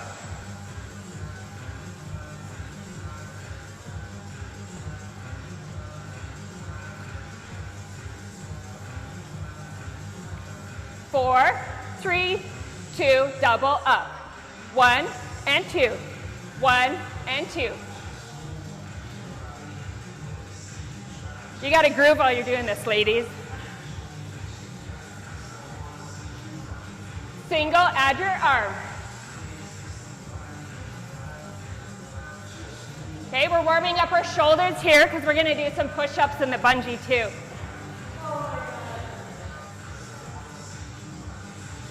Double forward.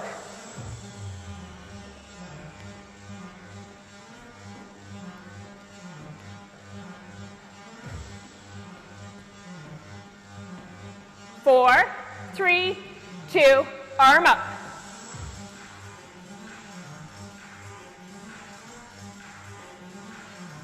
And double, up, up.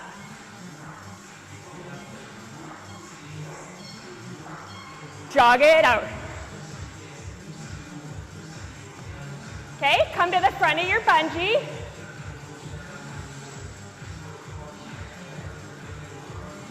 Four, three, two, and hold. Woo, woo.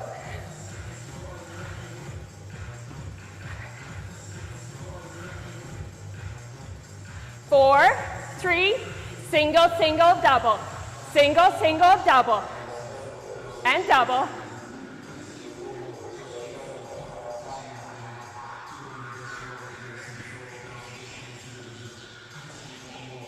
Ready? And jack. Woo!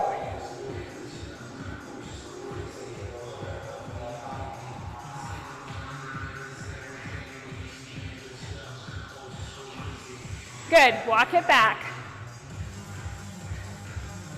All right, we're going to do a lunge, right and left.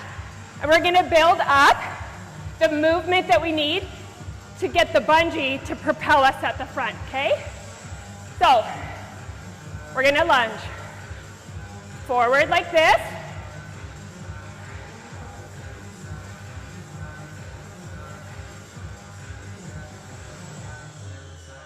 Good, keep going.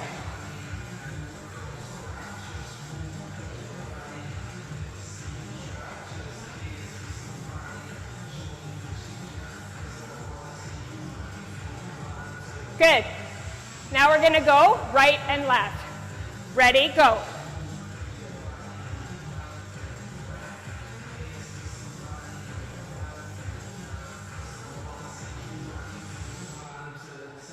Last one here. Good. Now we're going to do a back lunge, okay? So our back lunge is a little bit different. When we do our back lunge, our foot stays. And this one, so you have one leg that stays straight, okay? And one where it bends, okay? So you're gonna sit back. So you're gonna lunge, okay? And then we can alternate sides, okay?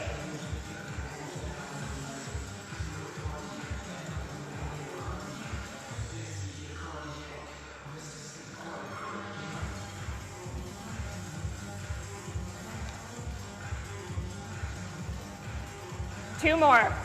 1 and 2. Good. All right, what we're gonna do now, we're gonna put our front together and our back together. So we're gonna do front, front, back, and we're only gonna do it on one side, okay? So right, left, one side to the back, okay? Ready? 4, 3, 2, and lunge.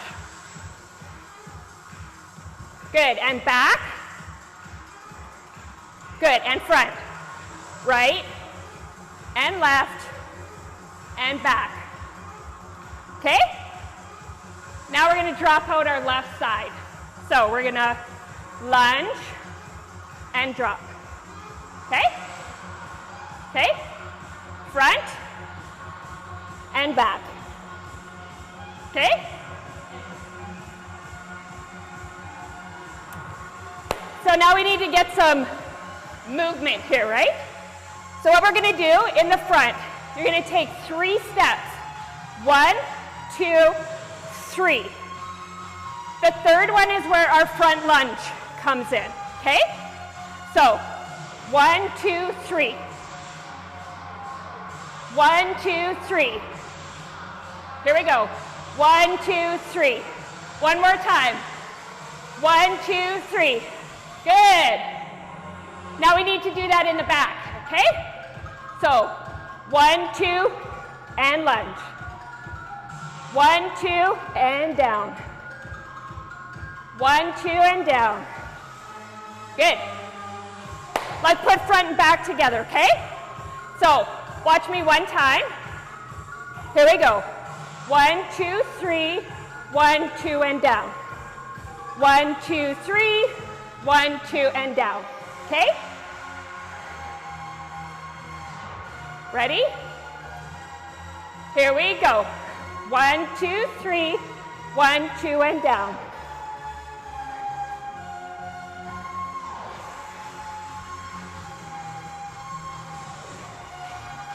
Looks good.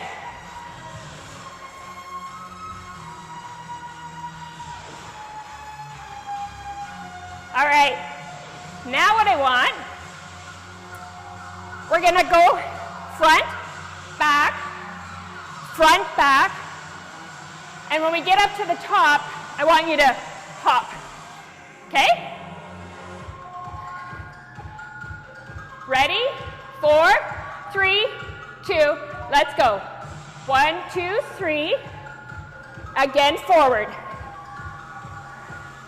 Okay, now we're gonna hop this one. Whoop. There you go. Okay. What I want you to do, at the front, we're gonna do a star, okay?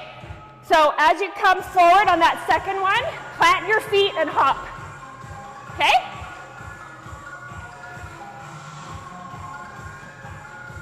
Here we go. 4, 3, 2, forward. 1, 2, 3. Again. And hop it up. Woo! Yay! Good job.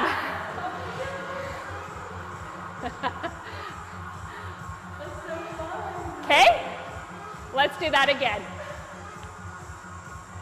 Ready? 4, 3, 2, and forward. 1, 2, 3.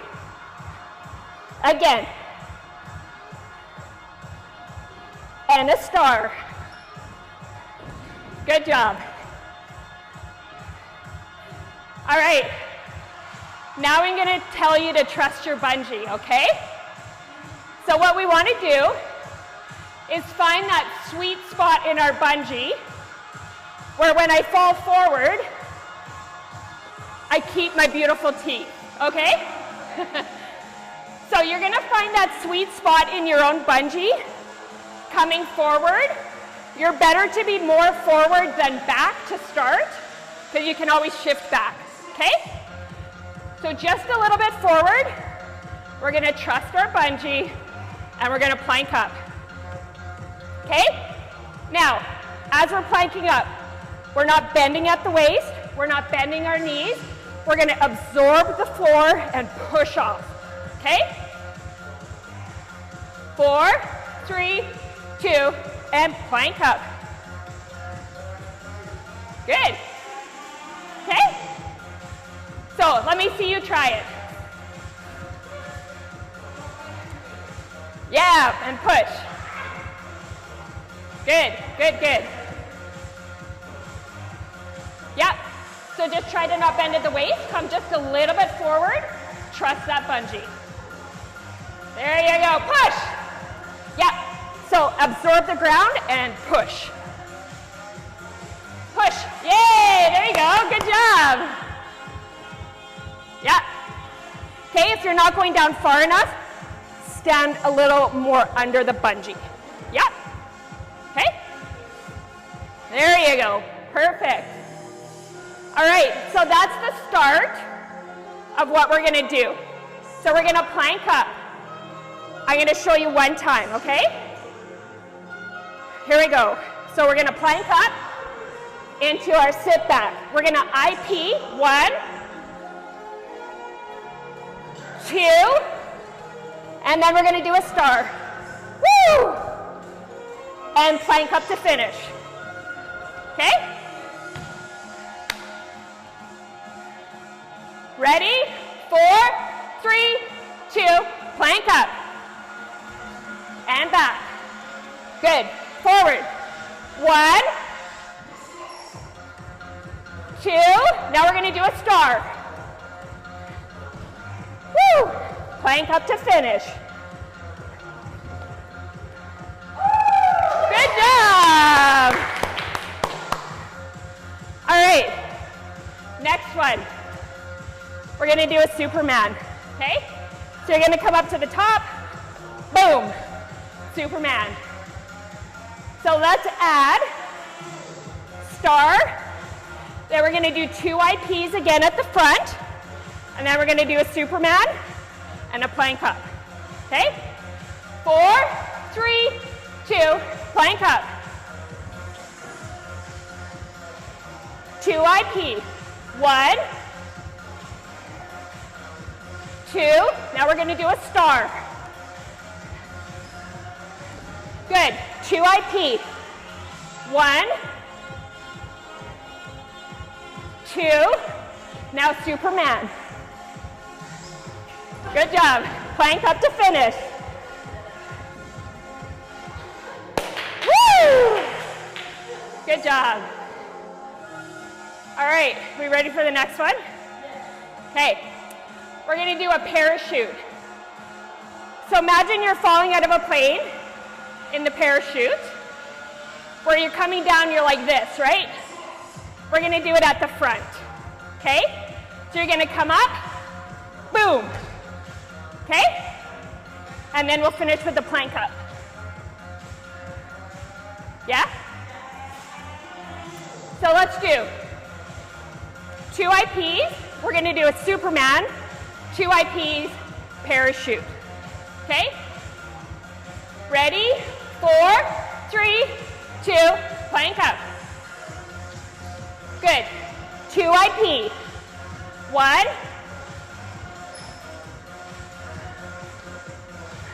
2, Superman. Good. 2 IP. 1, 2, parachute now. Woo! Good, plank up.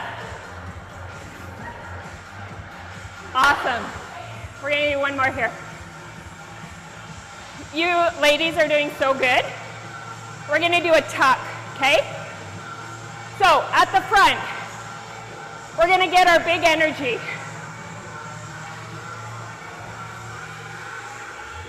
And then you're gonna come up, tuck, okay? Finish with a plank up. Ready? 4, 3, 2, plank up. 2 IP.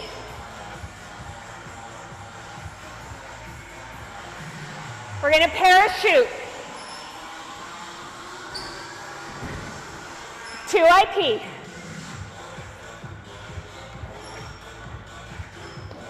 And a tuck. Get those knees up. Good. Plank up. Good job. All right. Come to the front of your bungee. Woo. A lot of people don't think this is a really great workout, but when you do all your sequences, it's such a great cardio workout. And you also work muscles that you wouldn't normally work in another exercise. So, yeah. All right. So, we're at the front of our bungee. Our arms are going to go out. We're going to hold our core muscles in, and we're going to pulse here. So pulsing forward and back. Using those abs, using the core, squeezing those glutes.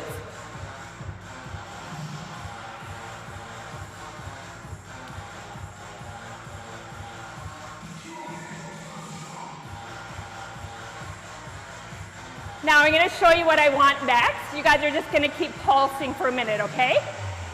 So anyone with runners, you're going to tip up and drop back, okay?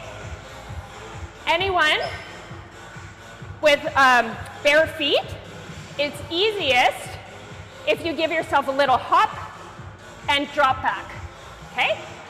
And then we're going to go 3 push-ups. 1, 2, 3.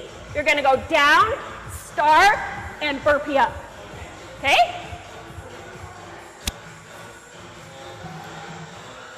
Woo. 4, 3, 2, drop it in. Good. 3 push-ups, 1 star. 1, 2, 3, down and star. Burpee up. Yeah, good job, ladies. Okay, we'll do that again. Come forward. Hold here. Ready? 4, 3, 2, drop it in. Ready? 3 push-ups. Star. Burpee up. Nice job. All right.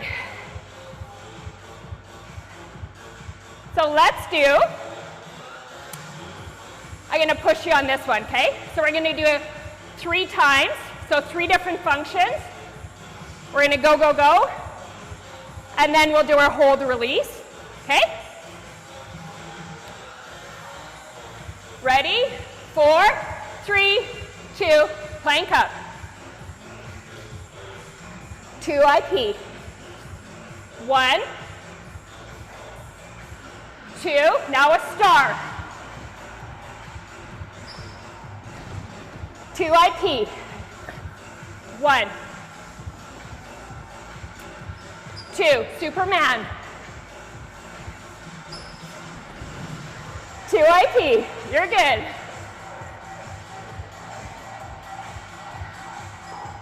And a tuck. Woo! Good. Plank up. To the front. Pulse here.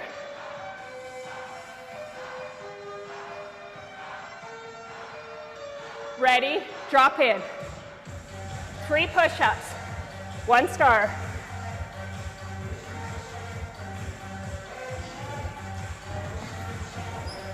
Good job, ladies. So what we're going to do, so we're all going to move together as a group here, okay? So, to the front of our bungee, arms are going out. Now, I'm going to show you slow-mo for a second, and then we're going to speed it up. So step together, okay? We're going to go quickly, but you need to pay attention to your partner. Because if you come this way and I come this way, we're going to meet, right? So we all have to make sure we're moving at the same pace around, okay? Ready? 4, 3, 2, gallop right. Good. Okay, now when you get to the front, stop there. Good, jack.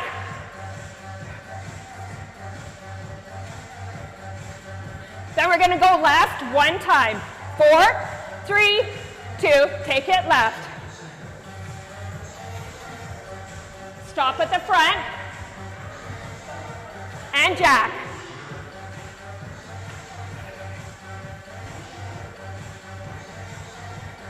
Good, good.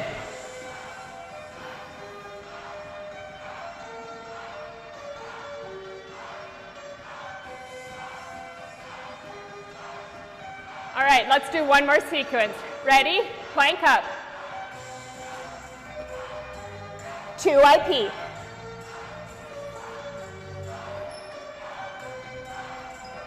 Superman. 2 IP. 1. Parachute.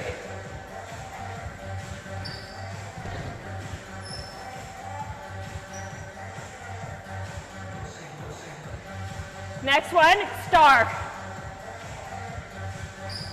Good. Plank up. Good job. Well done. Woo! Good job, ladies. All right, march it out.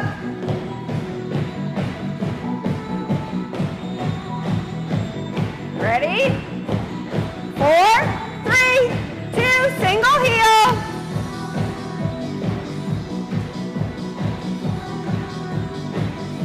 For 2. 4, 3, 2, and curl.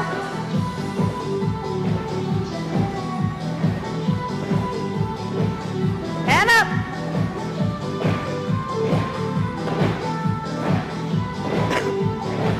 And curl.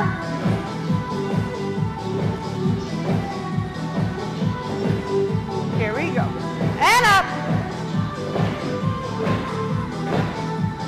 4, 3, 2, front touch.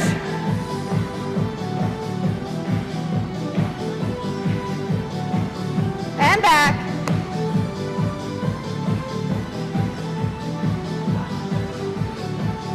And side touch.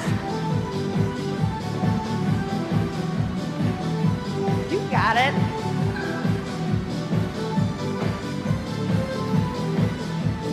Four, 3, 2, walk for 2.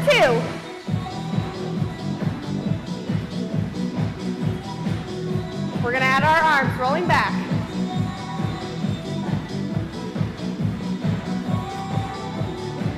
And forward.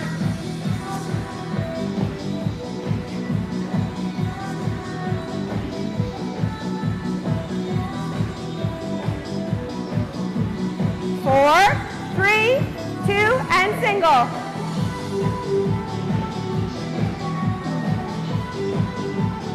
Single, single, double.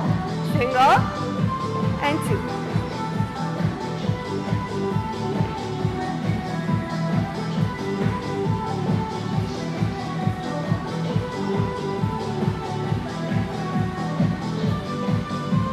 You got it. All right, arm up.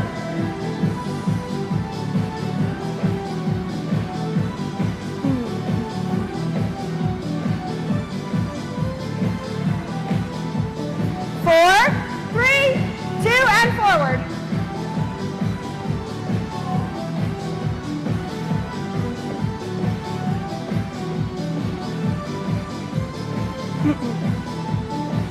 We're gonna go front side back. Here we go.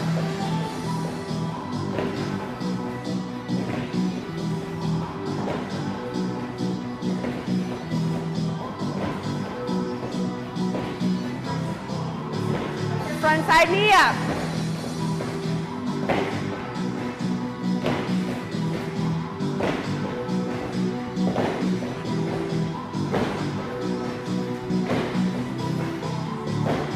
Ham curl.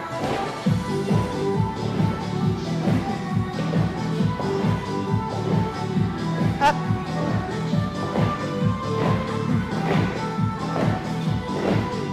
Here we go, V-step.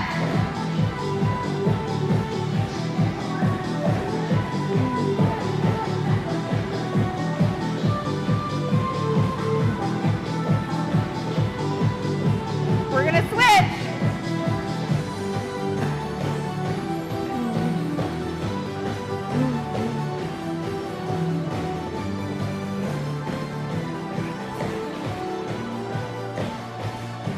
All right, and jog it out.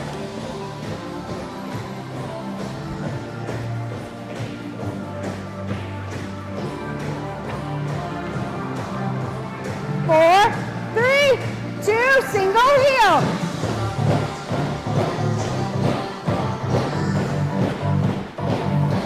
And double.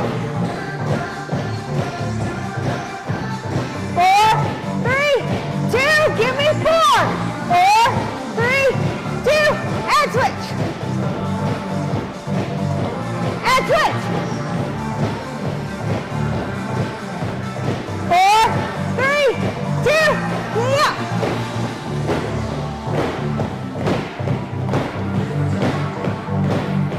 And double. 4, 3, 2, give me 4. And switch.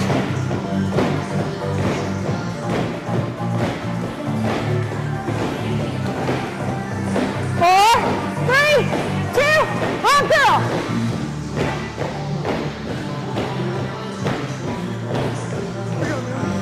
And double. 4, 3, 2, give me 4. And switch. And switch. 4, 3, 2, leg lift.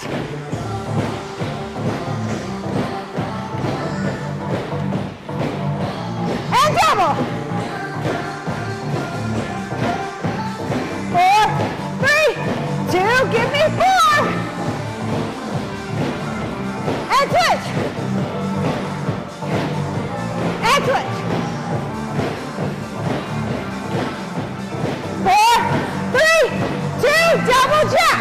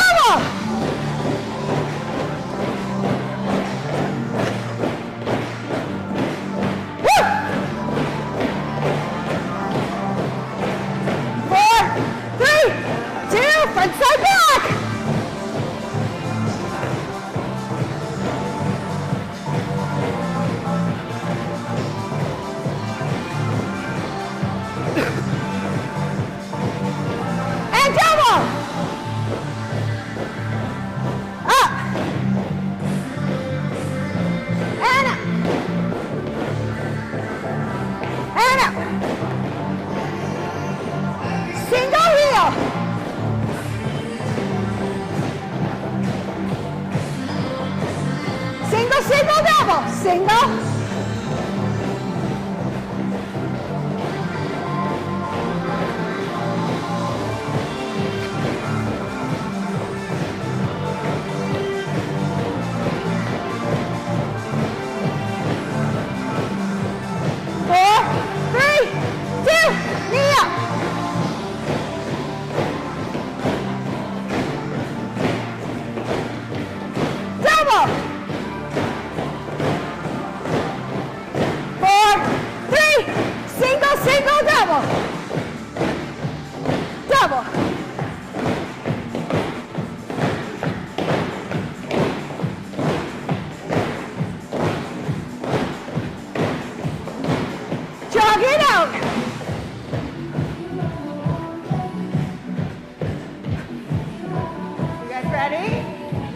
We're gonna start with 40 forward. 4, 2, here we go. Leg up left, 4. Back left. Leg up. Front side back.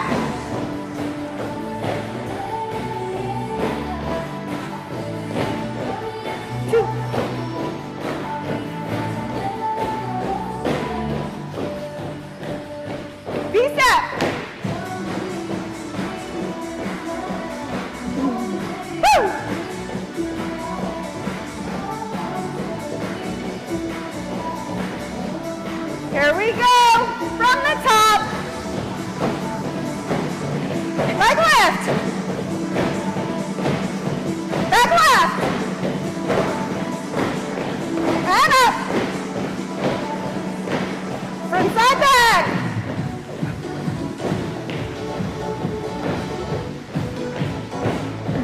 And double.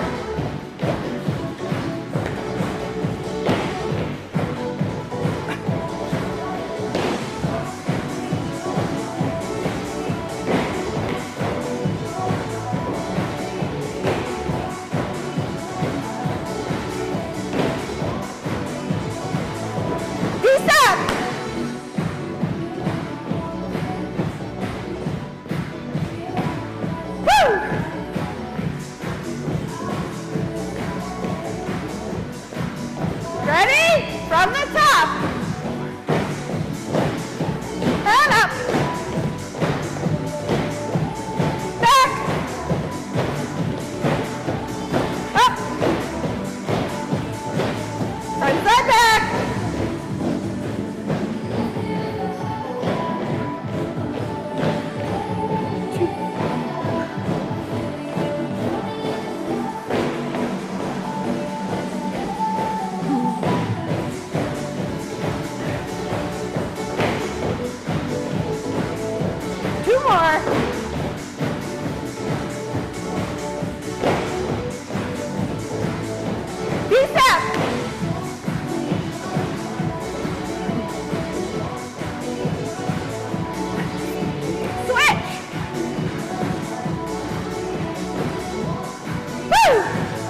From the top.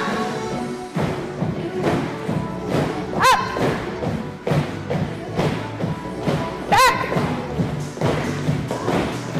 And up. Front side back.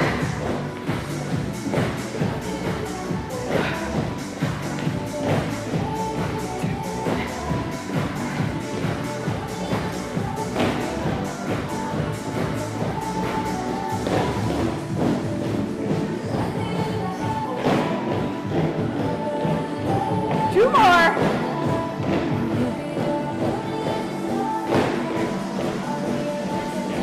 Bicep. Woo. Switch.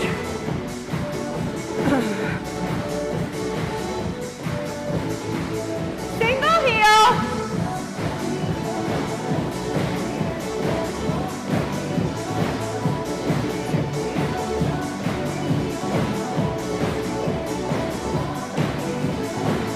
Back to single.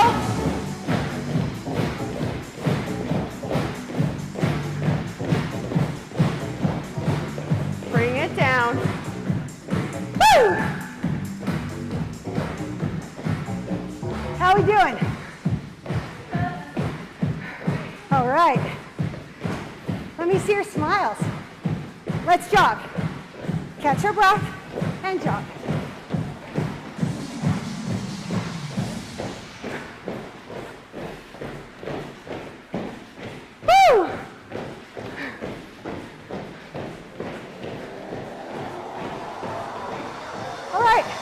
Nice and easy.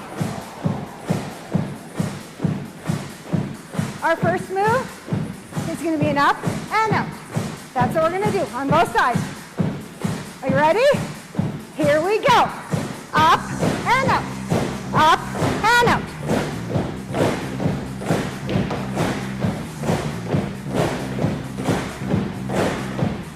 Four, three,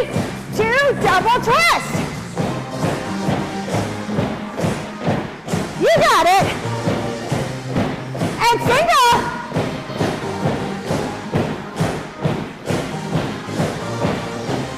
Front side back.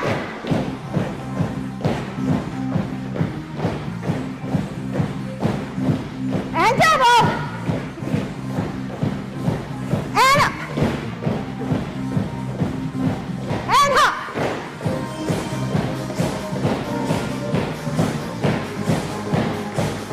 Forward and back.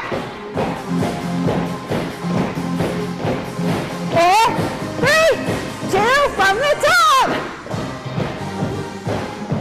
You got it.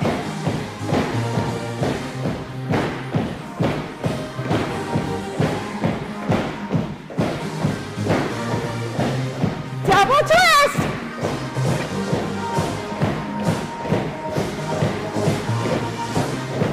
And single.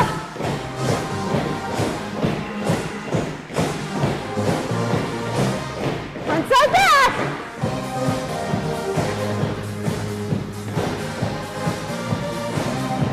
And double. And up. Or step. Hop.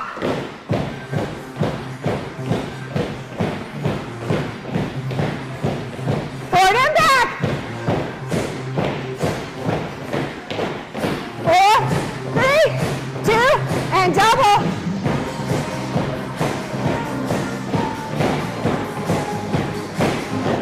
You got it. 4, 3, 2, from the top.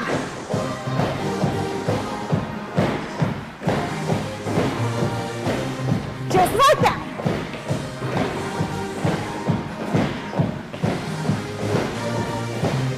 Double twist.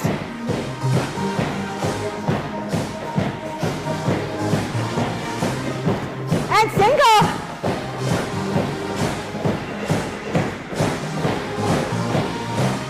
Front side back. Or step. And double. Up. And hop.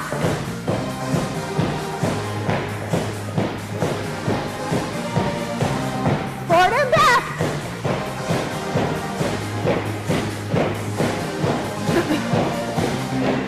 And double.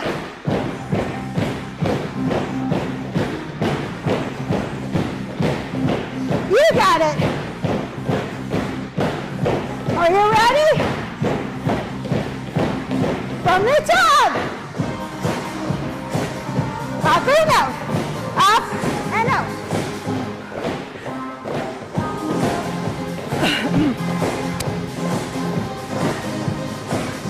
Double twist. Keep going. And single. 4, 3, 2, front side back.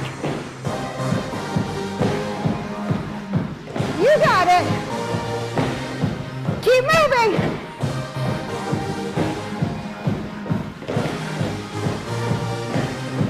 And double.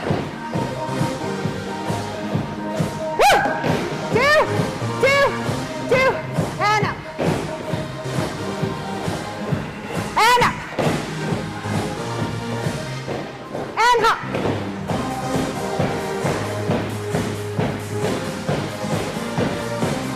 Forward and back.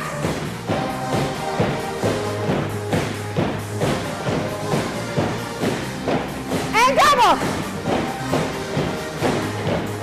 Woo! You got it.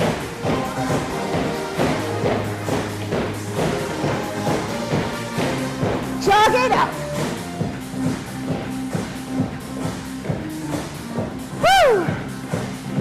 And step. Nice and large. Woo! Great job! We're doing more. You guys ready? 4, 3, 2, single heel.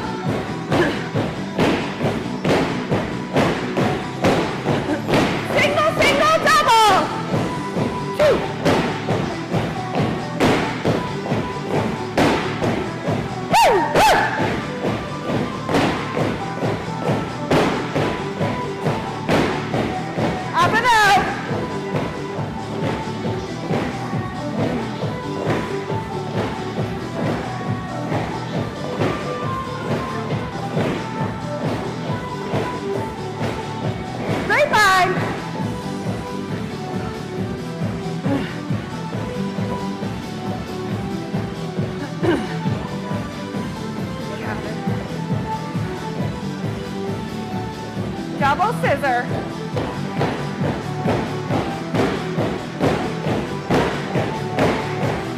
Woo!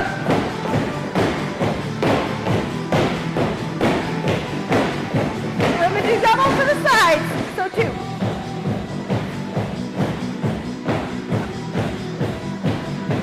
And single.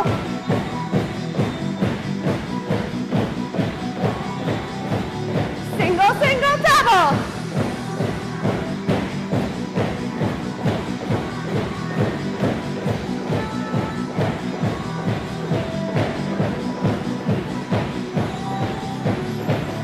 Walk it out, single.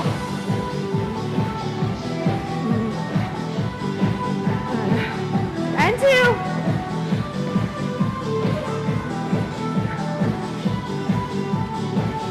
Front side back.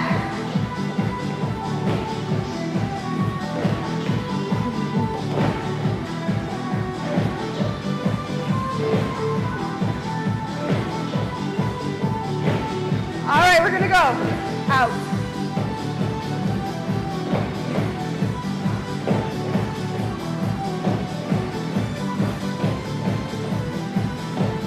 We're gonna switch. Here we go.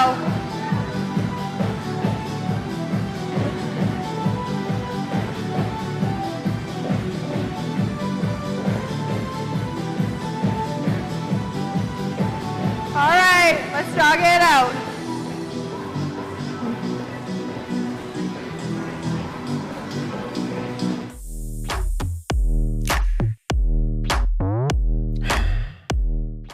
Hey everyone, welcome back. We are short a person because Breland went with someone else. Don't worry about it. She's okay. Just finished up at Studio 35. We did Everything. They have, basically. Not everything they have, but like, wow, it was so much fun. I genuinely can see, like, all of it was fun. The one that, like, tripped me up the most was the bungee one, because it literally felt like we were just, like, playing around on, like, swings, like we were in, like, play area. It really did. And then afterwards, when you stop, you're like, I'm so sweaty, I'm disgusted, like, your heart rate's going up. The Kangoo jump was, like, insane. Like, that was the last one we did, if you guys were watching. And the hardest. Yeah, we were, like, exhausted. Well, I guess they're all really hard and difficult in their own ways, but for me, the Kangoo jump was, I think, like, the most similar to regular cardio in the aspect of, like, you're constantly moving. And so I was out of breath. I didn't do well. I hope I wasn't in the video too much. Me too. Wow, it was something. But it was so much fun. Super the trapezio guy loved. Pole was, like, such a cool experience. Yeah. Everyone was so nice. It was really, really awesome. Hi, I'm Breland. And I'm Brittany. And we just finished our first classes at Studio 35. And I'm not gonna lie, I feel great.